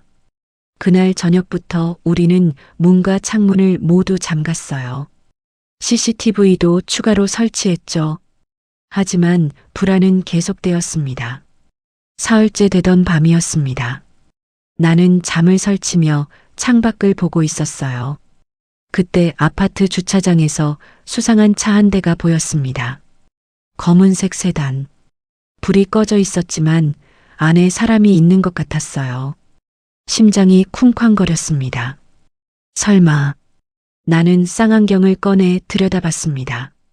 차 안에 앉은 남자의 옆모습이 보였어요. 사위였습니다. 지은아, 지은아. 나는 딸을 깨웠습니다. 왜? 무슨 일이야? 저 차 봐. 준혁이야. 딸도 창밖을 내다봤어요. 그리고 비명을 질렀습니다.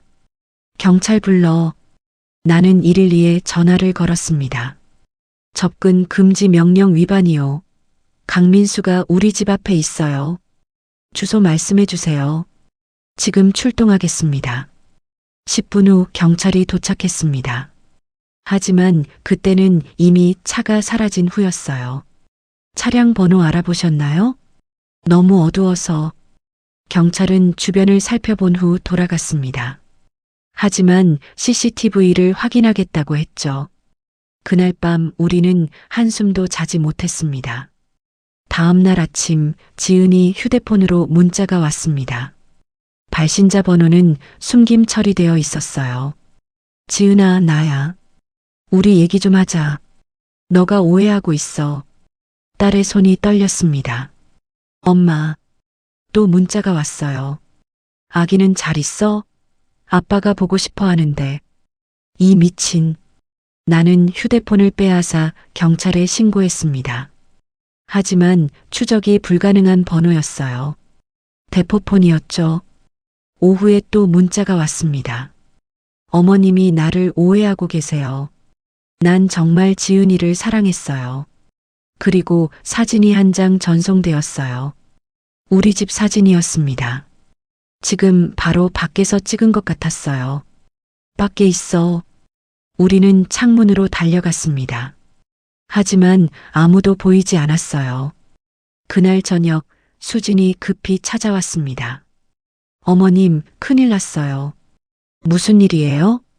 민수가 또 다른 여자를 만나고 있어요. 뭐라고요? 수진이 휴대폰을 보여줬습니다. SNS 캡처였어요. 어떤 여자가 카페에서 남자와 함께 있는 사진. 남자는 모자를 눌렀었지만 사위가 분명했어요. 이 여자 누구예요? 이름은 한소희. 29살. 임신 4개월이래요. 나는 소름이 돋았습니다. 보석 나온 지 일주일밖에 안 됐는데 이미 전부터 만나고 있었던 것 같아요. 감옥에서도 계속 연락했대요. 어떻게 알았어요? 제 친구가 우연히 봤대요. 그래서 사진 찍어서 보내준 거예요. 사위는 체포되고도 보석 나와서도 멈추지 않았습니다. 또 다른 여자를 노리고 있었어요. 경찰한테 알렸어요? 알렸는데 만나는 게 범죄는 아니래요. 접근 금지는 지은이 씨한테만 해당된대요. 나는 주먹을 쥐었습니다. 다음 날 나는 수진과 함께 한소희를 찾아갔습니다. 그녀가 다니는 회사 앞에서 기다렸어요. 퇴근 시간 임신한 여자가 나왔습니다. 사진 속 그 여자였어요. 저기요. 소희가 놀라며 돌아봤습니다. 누구세요? 잠깐 얘기 좀 할 수 있을까요? 김준혁에 대해서. 그녀의 얼굴이 굳었습니다. 준혁 씨를 어떻게 아세요? 전 그 사람 전 장모예요. 소희의 눈이 커졌습니다. 전 장모님? 네. 그 사람 진짜 이름은 강민수예요. 그리고 나는 모든 것을 설명했습니다. 연쇄살인, 보험금, 지은이에게 있었던 일들. 하지만 소희는 고개를 저었어요. 아니에요. 준혁 씨는 그런 사람 아니에요. 그 사람이 뭐래요? 전 부인이 정신병이 있었대요. 그래서 이혼하려던 중에 사고가 났다고. 똑같았습니다. 지은이한테 했던 것과 똑같은 거짓말. 거짓말이에요. 제 동생은 정신병 없었어요. 수진이 소리쳤습니다. 증거 있어요? 그냥 의심일 뿐이잖아요. 소희가 쌀쌀맞게 대답했습니다. 증거 있어요. 이거 보세요. 나는 준비해온 서류를 보여줬어요. 노트 사진, 보험 증서, 녹음 파일. 하지만 소희는 휴대폰을 꺼냈습니다. 준혁 씨, 이상한 사람들이 있어요. 지금 와줄 수 있어요? 전화하지 마요. 하지만 이미 늦었습니다. 10분 후 사위가 나타났어요. 어머님, 여기서 뭐 하세요? 사위가 웃으며 다가왔습니다. 소혜 씨한테 진실을 알려주려고. 진실? 어머님이 만든 거짓말 말하는 거예요? 거짓말이 아니야. 넌 살인자야. 어머님, 전 아직 재판도 받지 않았어요. 무죄 추정의 원칙 아세요? 사위가 소희의 어깨를 안았습니다. 소희야, 가자. 이런 분들이랑 얘기해봤자 소용없어. 소희 씨, 제발 정신 차리세요. 그 사람은. 그만하세요. 소희가 소리쳤습니다. 준혁 씨는 저를 정말 사랑해요. 우리 아기도 기다리고 있고요. 그 사람 전 부인들도 다 그렇게 믿었어요. 그리고 다 죽었어요. 경찰 부를 거예요. 스토킹으로. 소희가 휴대폰을 꺼냈습니다. 사위가 우리를 보며 비웃었어요. 어머님, 이제 그만하세요. 지은이한테나 잘하세요. 얼마 안 남았으니까. 뭐? 아, 실수. 제 말은 재판까지 얼마 안 남았다는 뜻이에요. 하지만 그 눈빛은 다른 의미였습니다. 위협이었어요. 집으로 돌아온 우리는 절망에 빠졌습니다. 어떡해요, 어머님. 소혜 씨도 못 구했어요. 우리가 할 수 있는 건 다 했어. 하지만 그 사람도 곧. 그때 집 전화벨이 울렸습니다. 나는 받았어요. 여보세요? 상대방은 말이 없었습니다. 하지만 숨소리가 들렸어요. 누구세요? 어머님. 사위의 목소리였습니다. 집 전화번호까지 어떻게. 어머님, 제가 하나 알려드릴게요. 지은이가 먹던 약, 아직도 효과가 남아있어요. 심장이 멎는 것 같았습니다. 무슨 소리야? 그 약은 한 번 먹으면 몇 달간 효과가 지속돼요. 서서히 뇌를 파괴하죠. 거짓말. 거짓말이 아니에요. 곧 증상이 나타날 거예요. 환각, 우울증, 자살 충동. 이 미친놈아. 어머님이 아무리 막아도 소용없어요. 이미 지은이 몸속에 폭탄이 있으니까 전화가 끊어졌습니다. 나는 휴대폰을 떨어뜨리고 딸의 방으로 달려갔어요. 지은아, 지은아. 딸이 침대에서 깨어났습니다. 왜 엄마? 무슨 일이야? 너 괜찮아? 어디 이상한 데 없어? 응. 근데 요즘 자꾸 악몽 꿔. 그리고 가끔 머리가 아파. 나는 딸을 꽉 안았습니다. 안 돼. 절대 안 돼. 그날 밤 나는 결심했습니다. 법이 우리를 지켜주지 못한다면, 경찰이 막아주지 못한다면, 내가 직접 나서야 한다고. 어떤 방법을 써서라도 저 악마를 막아야 했어요. 내 딸을, 그리고 그 뱃속 아기를, 소희까지. 더 이상의 희생자는 없어야 했습니다. 수진에게 전화를 걸었습니다. 수진 씨, 우리 만나요. 계획을 세워야 해요. 무슨 계획이요?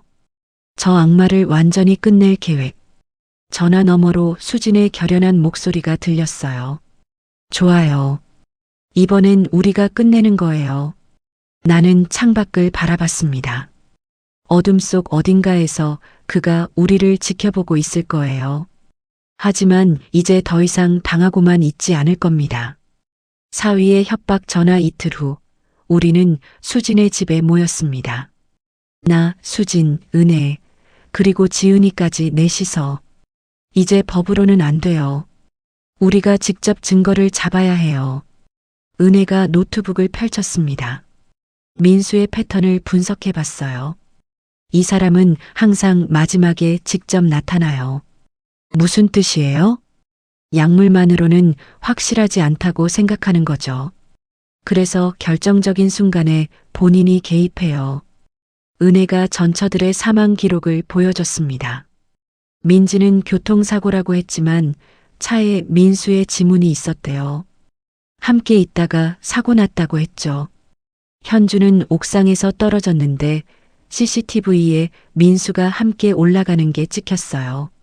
물론 나중에 혼자 내려오지만 패턴이 보였습니다. 그러니까 이 사람은 결국 직접 손을 쓴다는 거네요? 네. 그리고 그 순간을 잡으면 돼요. 수진이 말했습니다. 어떻게요? 미끼가 필요해요. 모두의 시선이 한 곳으로 향했습니다. 지은이었어요. 안 돼. 절대 안 돼. 나는 고개를 저었습니다. 너를 위험에 빠뜨릴 순 없어. 엄마. 지은이가 내 손을 잡았습니다. 이렇게라도 안 하면 우린 평생 숨어 살아야 해. 준혁이는 절대 포기 안 할 거야. 그래도 엄마, 난 더 이상 도망치고 싶지 않아. 내 아기를 위해서라도. 딸의 눈빛이 흔들리지 않았어요. 계획은 이래요. 은혜가 설명을 시작했습니다. 지은 씨가 민수한테 연락해요. 만나고 싶다고. 그럼 그 사람이 올까요? 올 거예요. 기회라고 생각할 테니까. 그리고요? 만나는 장소에 우리가 숨어 있어요. 몰래 카메라로 다 찍고 그가 위협하거나 해치려는 순간을 포착하는 거예요. 위험해요. 혹시라도 경찰도 대기시킬 거예요. 가까운 곳에. 수진이 덧붙였습니다. 조 검사님한테 얘기했어요. 비공식적으로 도와주신대요. 나는 고민했습니다. 위험했지만 다른 방법이 없었어요. 알았어. 하지만 조금이라도 위험하면 바로 중단하는 거야.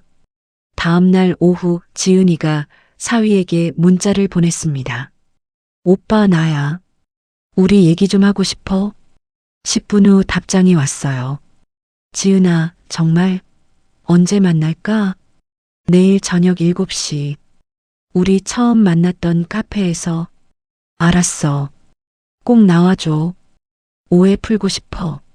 나는 딸의 어깨를 안았습니다. 무서우면 안 해도 돼. 괜찮아, 엄마. 끝내야 해. 그날 밤 우리는 카페를 답사했습니다. 조용한 골목길 안쪽의 작은 카페였어요. 손님도 많지 않았죠. 여기 2층에 숨어 있으면 돼요. 은혜가 자리를 확인했습니다. 그리고 지은 씨 옷에 소형 마이크를 달아요. 모든 대화를 녹음하는 거죠. CCTV는요? 카페 CCTV는 1층만 찍혀요. 그래서 우리가 직접 카메라를 설치해야 해요. 수진이 작은 카메라들을 꺼냈습니다. 이걸 여기저기 숨겨둘 거예요. 우리는 카페 주인을 설득했습니다. 사정을 얘기하니 흔쾌히 도와주셨어요. 모든 준비가 끝났습니다. 다음 날 저녁 6시 30분. 지은이는 카페에 먼저 도착했습니다. 구석자리에 앉아 커피를 주문했어요. 나와 수진, 은혜는 2층에 숨어 있었습니다. 노트북 화면으로 1층을 지켜볼 수 있었죠. 긴장되시죠? 수진이 속삭였습니다. 심장이 터질 것 같아요. 괜찮아요. 경찰도 5분 거리에 대기 중이에요. 7시 정각. 카페 문이 열리며 사위가 들어왔습니다. 깔끔한 코트 차림이었어요. 손에는 꽃다발까지 들고 있었죠. 나는 주먹을 쥐었습니다. 지은아, 와줘서 고마워. 사위가 꽃을 건네며 앉았습니다. 오빠, 나 진짜 내가 보고 싶었어. 오해 풀고 싶었고. 오빠, 난 다 알아. 지은이의 목소리가 떨렸습니다. 뭘? 오빠가 날 죽이려고 했다는 거. 순간 사위의 표정이 굳었습니다. 하지만 곧 슬픈 표정을 지었어요. 지은아, 정말 그렇게 생각해? 난 널 사랑했어. 사랑? 보험금 때문이었잖아. 누가 그런 헛소리를. 오빠 노트 봤어. 내 이름도 거기 있더라. 사위가 잠시 침묵했습니다. 그리고 천천히 미소를 지었어요. 역시 다 알고 있었구나. 분위기가 달라졌습니다. 그래, 맞아. 난 널 이용했어. 가면이 벗겨진 거였어요. 처음부터 내가 임신했을 때 진짜 기뻤어. 계획대로였거든. 지은이가 눈물을 흘렸습니다. 왜 하필 나야? 왜긴 왜야? 네가 쉬워 보였으니까. 부모 이혼했고 오빠도 없고 외롭고 완벽한 타깃이었지. 나는 화면을 보며 이를 악물었습니다. 근데 말이야, 지은아. 사위가 몸을 앞으로 기울였습니다. 아직 늦지 않았어. 뭐가? 다시 시작할 수 있어. 너만 입 다물고 있으면 돼. 무슨 소리야? 재판에서 내가 내 편을 들어줘. 그럼 나도 너를 살려줄게. 미쳤어? 미친 게 아니야. 현명한 거지. 너도 알잖아. 나 없으면 넌 혼자서 아기 키워야 해. 힘들걸? 협박이었습니다. 싫어. 지은이가 단호하게 말했습니다. 난 오빠 같은 사람이랑 다시 못 살아. 사위의 표정이 차갑게 변했습니다. 그래, 그럼 어쩔 수 없지. 주머니에서 뭔가를 꺼냈어요. 작은 약병이었습니다. 이거 봐. 네가 먹던 약이야. 이미 네 몸속에 이게 쌓여 있어. 몇 달 후면 증상이 나타날 거야. 거짓말. 거짓말 아니야. 환각, 우울증, 자살 충동. 결국 네가 알아서 죽게 될 거야. 해독제는? 있지. 나한테. 사위가 약병을 흔들었습니다. 이거 먹으면 괜찮아져. 근데 줄까 말까?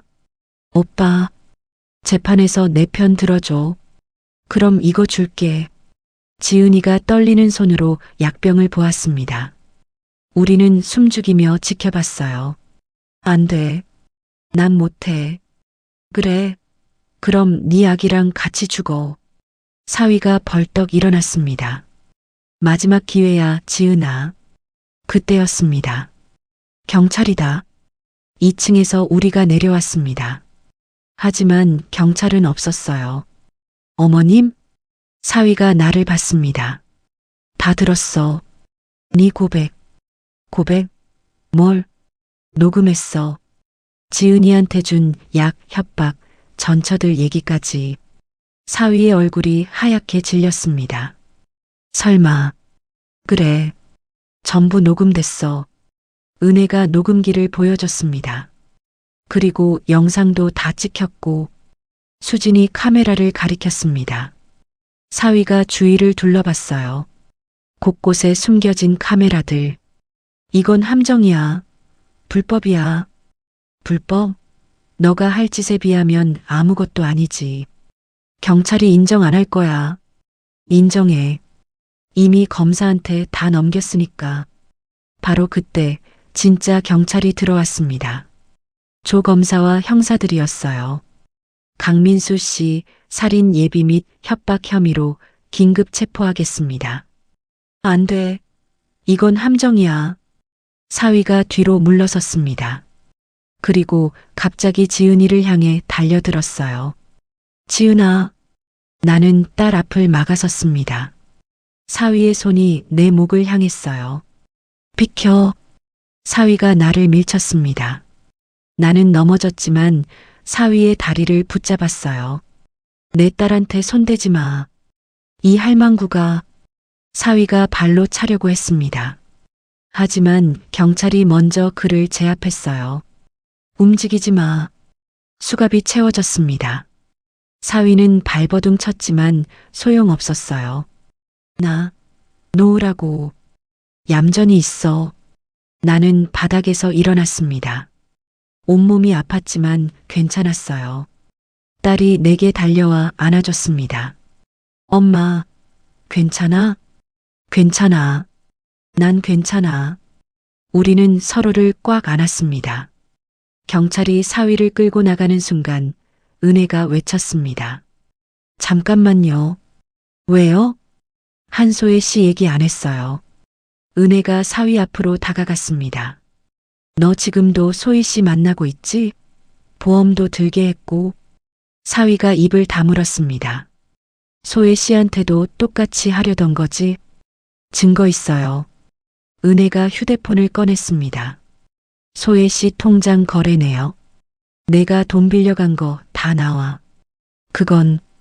그리고 이거. 또 다른 서류를 꺼냈어요. 소혜 씨 명의 보험 증서.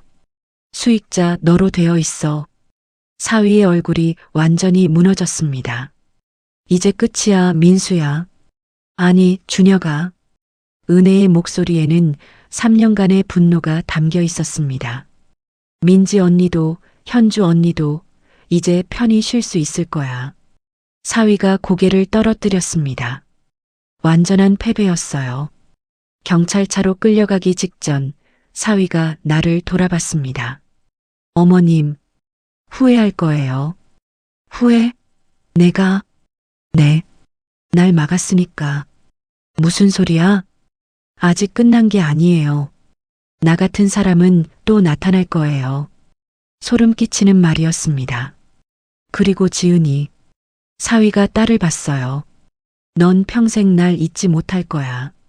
악몽으로 나타날 거야. 닥쳐. 지은이가 소리쳤습니다. 난 널 잊을 거야. 완전히 지워버릴 거야. 그럴 수 있을까? 사위가 비웃었습니다. 넌 내가 준 약을 먹었어. 그 기억은 평생 남아있을 거야. 경찰이 사위를 차에 태웠습니다. 차가 출발했어요. 우리는 그 뒷모습을 지켜봤습니다. 카페 밖으로 나오자 차가운 밤 공기가 폐를 채웠습니다. 수진이 하늘을 올려다보며 말했습니다. 현주야, 이제 편히 쉬어. 은혜도 눈물을 흘렸어요. 민지 언니, 미안해. 너무 늦었어. 나는 딸의 손을 꽉 잡았습니다. 이제 진짜 끝난 거지? 응, 끝났어. 하지만 가슴속 무언가가 여전히 무거웠어요. 사위의 마지막 말이 계속 맴돌았습니다. 아직 끝난 게 아니에요. 나 같은 사람은 또 나타날 거예요. 그 말이 예언처럼 느껴졌습니다. 집으로 돌아오는 길 지은이가 말했습니다. 엄마, 왜? 소혜 씨한테 가봐야 할 것 같아. 지금? 응. 그 사람한테 진실을 알려줘야 해. 우리가 직접 나는 고개를 끄덕였습니다. 다음 날 아침 우리는 소희의 집을 찾았습니다. 문을 두드리자 소희가 나왔어요. 왜 또? 소희 씨, 이거 좀 봐요. 우리는 어젯밤 녹음과 영상을 보여줬습니다. 사위가 모든 것을 고백하는 장면. 소희의 얼굴이 점점 창백해졌어요. 이건 미안해요. 늦게라도 알려드려야 할 것 같아서. 소희가 주저앉았습니다. 저도 당할 뻔했다는 거죠? 네. 아기도. 소희가 배를 감싸 안았습니다. 우리는 그녀를 위로했어요. 이제 안전해요. 그 사람 다시는 못 나와요. 하지만 소희의 눈물은 멈추지 않았습니다. 또 한 명의 여자가 상처받았습니다.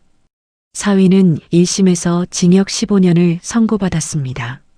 살인 예비, 협박, 사기, 폭행. 그의 변호사는 항소하겠다고 했지만 증거가 너무 명확했어요. 재판이 끝난 날 우리는 전처들의 묘소를 찾았습니다.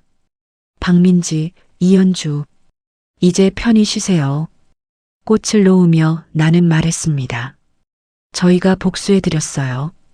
그날 밤 딸이 말했습니다. 엄마 고마워. 왜? 날 지켜줘서. 엄마 아니었으면 난 죽었을 거야. 당연한 거야. 넌 내 딸이잖아. 하지만 마음 한구석은 여전히 불안했습니다. 사위의 마지막 말. 나 같은 사람은 또 나타날 거예요. 그 말이 진짜일까요? 2025년 9월. 사건이 마무리되고 1년이 지났습니다. 강민수는 2심에서도 징역 15년이 확정되었어요. 상고도 기각되었죠. 우리의 일상도 조금씩 회복되고 있었습니다. 지은이는 이혼 소송을 끝내고 아이 양육권도 완전히 얻었어요. 그 과정이 쉽지는 않았지만 우리는 해냈습니다. 손주는 이제 돌이 지났어요. 건강하게 자라고 있었죠. 할머니 맘마. 아기가 웃으며 손을 뻗었습니다. 그래, 우리 손주. 할머니가 밥 줄게. 평범한 일상. 꿈꾸던 그 일상이 다시 찾아온 것 같았어요. 하지만 완전하지는 않았습니다. 밤마다 지은이는 악몽에 시달렸습니다. 엄마. 딸의 비명소리에 나는 벌떡 일어났어요. 방으로 달려가니 지은이가 식은땀을 흘리며 떨고 있었습니다. 또 꿈 꿨어? 응. 준혁 오빠가 날 죽이려고. 나는 딸을 안아줬습니다. 괜찮아. 꿈이야. 그 사람은 이제 감옥에 있어. 알아. 근데 자꾸 꿈에 나와. 딸의 몸이 떨렸어요. 그리고 엄마. 요즘 이상해. 뭐가? 머리가 자꾸 아파. 그리고 가끔 환청도 들려. 가슴이 철렁했습니다. 환청? 준혁 오빠 목소리가 지은아 하고 부르는 것 같아. 나는 딸의 이마를 짚어봤어요. 열은 없었습니다. 내일 병원 가보자. 엄마, 설마 그때 먹은 약 때문에. 사위의 마지막 협박이 떠올랐습니다. 이미 내 몸속에 폭탄이 있어. 설마 진짜였을까? 다음 날 우리는 대학병원을 찾았습니다. 정신건강의학과와 신경과를 모두 방문했어요. 환자분, 언제부터 증상이 시작되었나요? 한 달 전쯤부터요. 처음엔 가끔이었는데 요즘은 매일. 어떤 약을 복용하셨죠? 나는 가져온 약통 사진을 보여줬습니다. 사위가 먹였던 약들. 의사의 표정이 굳어졌어요. 이 약들. 장기 복용하면 뇌에 손상을 줄 수 있습니다. 그럼 지금 증상이? 네. 약물 부작용일 가능성이 높습니다. 정밀 검사가 필요하겠습니다. 일주일 후 검사 결과가 나왔습니다. 다행히 영구적인 손상은 아닙니다. 의사의 말에 나는 안도의 한숨을 쉬었어요. 하지만 완전히 회복되려면 시간이 필요합니다. 1년에서 2년 정도요. 치료는 어떻게 하나요? 약물 치료와 함께 심리 상담이 필요합니다. 트라우마 치료도요. 긴 싸움이 시작되는 거였습니다. 집으로 돌아온 날 우편함에 편지가 한 통 있었습니다. 교도소 소인. 발신인 강민수. 나는 편지를 찢어버리려 했습니다. 엄마, 뭐야? 그 사람이 보낸 편지. 읽어봐. 왜? 읽을 필요 없어. 궁금해. 뭐라고 썼는지. 나는 망설이다 봉투를 뜯었습니다. 어머님께. 저는 지금 이곳에서 제 인생을 돌아보고 있습니다. 15년. 긴 시간이죠. 어머님은 제가 반성하고 있다고 생각하실까요? 솔직히 말씀드리면 후회는 합니다. 하지만 죄책감은 없습니다. 이상하죠? 3명을 죽이고 지은이까지 죽이려 했는데 저는 그저 생존을 위해 선택했을 뿐입니다. 이 세상은 약육강식이잖아요. 강한 자가 살아남고 약한 자는 먹히는. 지은이가 약했을 뿐입니다. 어머님이 강했기에 막으셨고요. 한 가지만 알려드리고 싶습니다. 지은이에게 먹인 약, 실제로는 독성이 약했습니다. 제가 그렇게 말한 건 협박용이었어요. 지은이는 괜찮을 겁니다. 시간이 지나면요. 어머님도 이제 편히 사시길 바랍니다. 저는 여기서 제 시간을 다 채울 겁니다. 하지만 기억하세요. 세상에는 저 같은 사람이 많습니다. 조심하세요. 강민수. 편지를 읽고 나는 손이 떨렸습니다. 이 미친. 엄마, 괜찮아. 지은이가 내 손을 잡았습니다. 저 사람 말에 흔들리지 마. 우리가 이겼잖아. 그래. 우리가 이겼어. 나는 편지를 찢어버렸습니다. 그리고 쓰레기통에 버렸어요. 더 이상 그 사람에게 영향받지 않을 거였습니다. 주말 수진과 은혜가 우리 집을 찾았습니다. 손에는 케이크와 선물을 들고 있었어요. 손주 돌잔치 못 와서 미안했어요. 괜찮아요. 오늘이라도 와줘서 고마워요. 우리는 거실에 둘러앉아 차를 마셨습니다. 요즘 어떻게 지내요? 수진이 물었습니다. 그럭저럭요. 지은이가 아직 회복 중이긴 한데 시간이 필요할 거예요. 저도 3년 걸렸거든요. 수진의 얼굴에는 평화가 깃들어 있었어요. 동생 생각은 여전히 나지만 이제는 웃으면서 떠올릴 수 있어요. 저도요. 은혜가 덧붙였습니다. 민지 언니 기일에 매년 꽃을 가져다 놓아요. 그러면서 얘기해요.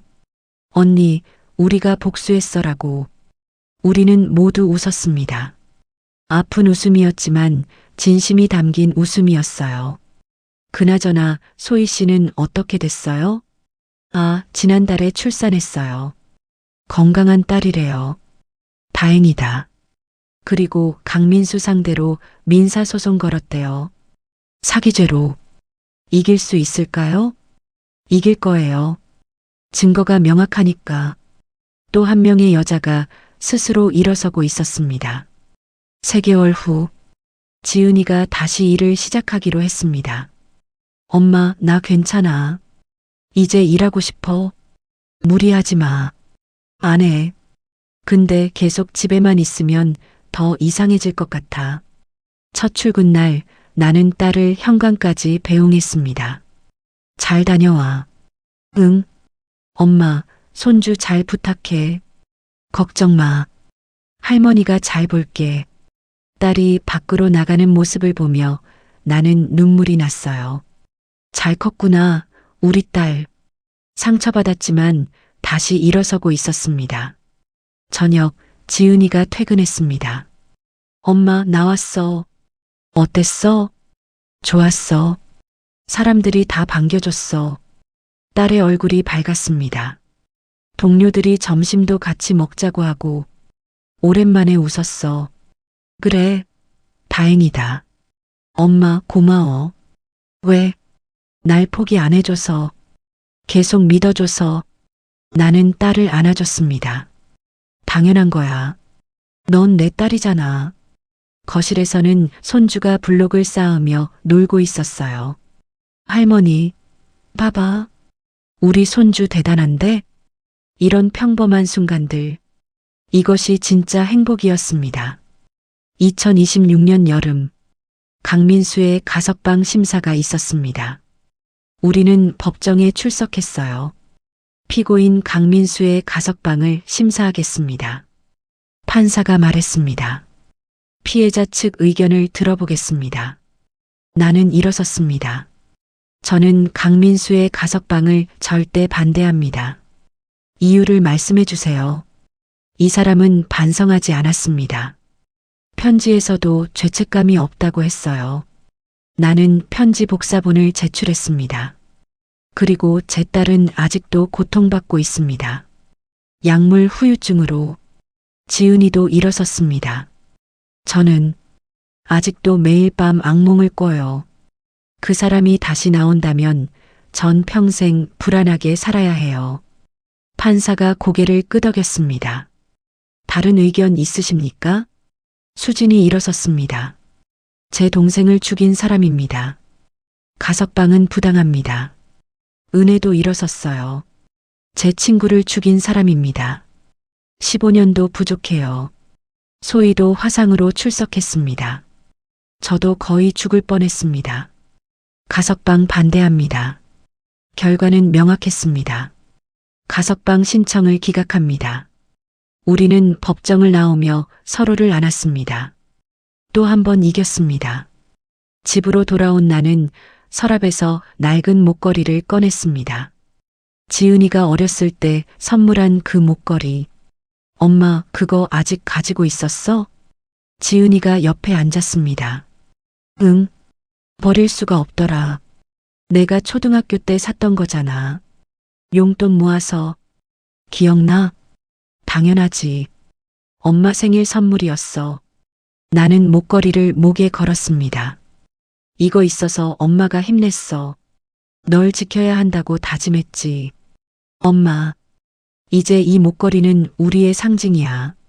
엄마와 딸의 사랑. 지은이가 내 손을 잡았습니다. 엄마 사랑해. 나도 사랑해, 우리 딸. 우리는 오래 그렇게 앉아 있었습니다. 다음 날 아침, 나는 딸과 손주를 데리고 공원에 갔습니다. 가을 햇살이 따사로웠어요.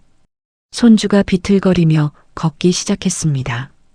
우리 손주 혼자 걷네. 지은이가 웃으며 아이를 따라갔습니다. 나는 벤치에 앉아 그 모습을 지켜봤어요. 여기까지 오느라 힘들었지. 하지만 해냈습니다. 내 딸을 지켜냈고 손주도 지켰어요. 그 과정에서 다른 여자들도 만났습니다. 수진, 은혜, 소희. 우리는 각자의 상처를 안고 살아가지만 서로를 지지합니다. 휴대폰이 울렸습니다.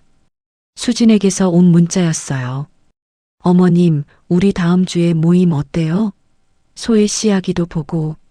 나는 웃으며 답장을 보냈습니다. 좋아요.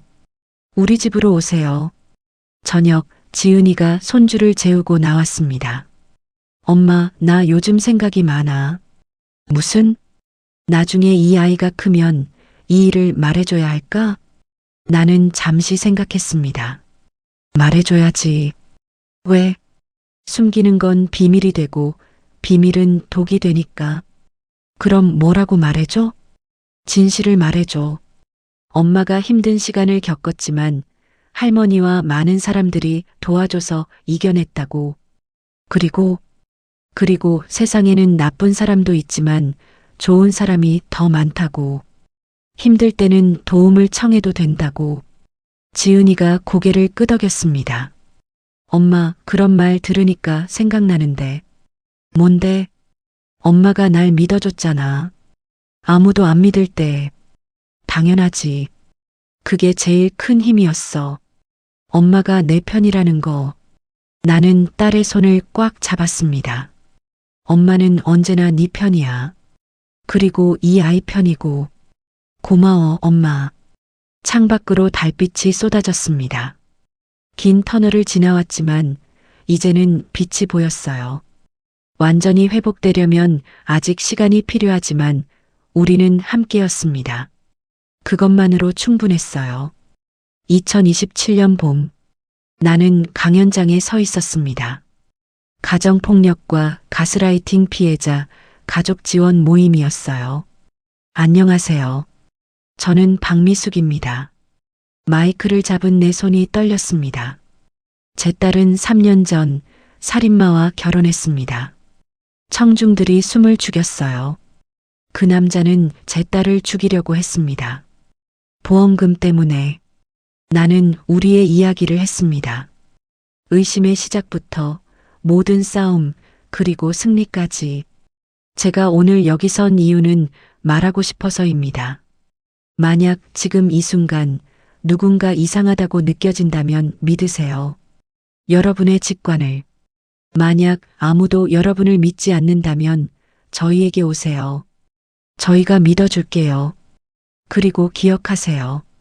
여러분은 혼자가 아닙니다. 강연이 끝난 후 한 여자가 다가왔습니다. 저도 지금 비슷한 상황인 것 같아요. 말씀해 보세요. 그날 나는 또 한 명의 딸을 구할 수 있었습니다. 3년이 흘렀습니다. 강민수는 여전히 감옥에 있습니다. 지은이는 완전히 회복했고 새로운 사람을 만나 조심스럽게 사랑을 시작했어요. 손주는 이제 4살이 되어 유치원에 다닙니다. 수지는 동생을 기리는 재단을 만들었습니다. 은혜는 결혼해서 행복하게 살고 있어요. 소희는 딸과 함께 새로운 삶을 시작했습니다. 그리고 나는 매주 피해자 가족들을 만나 도움을 주고 있습니다. 완벽한 해피엔딩은 아닙니다. 여전히 악몽을 꾸는 날이 있고 불안한 순간도 있어요. 하지만 우리는 살아 있습니다. 그리고 함께 있습니다. 때로는 그것만으로도 충분합니다. 목에 걸린 낡은 목걸이를 만지며 나는 생각합니다. 우리가 해냈구나. 그리고 오늘도 나는 딸에게 말합니다. 사랑해, 지은아. 엄마는 언제나 내 편이야. 만약 당신이 지금 힘든 상황에 있다면 기억하세요. 당신은 혼자가 아닙니다. 도움을 청해도 괜찮습니다. 그리고 무엇보다 당신의 직관을 믿으세요.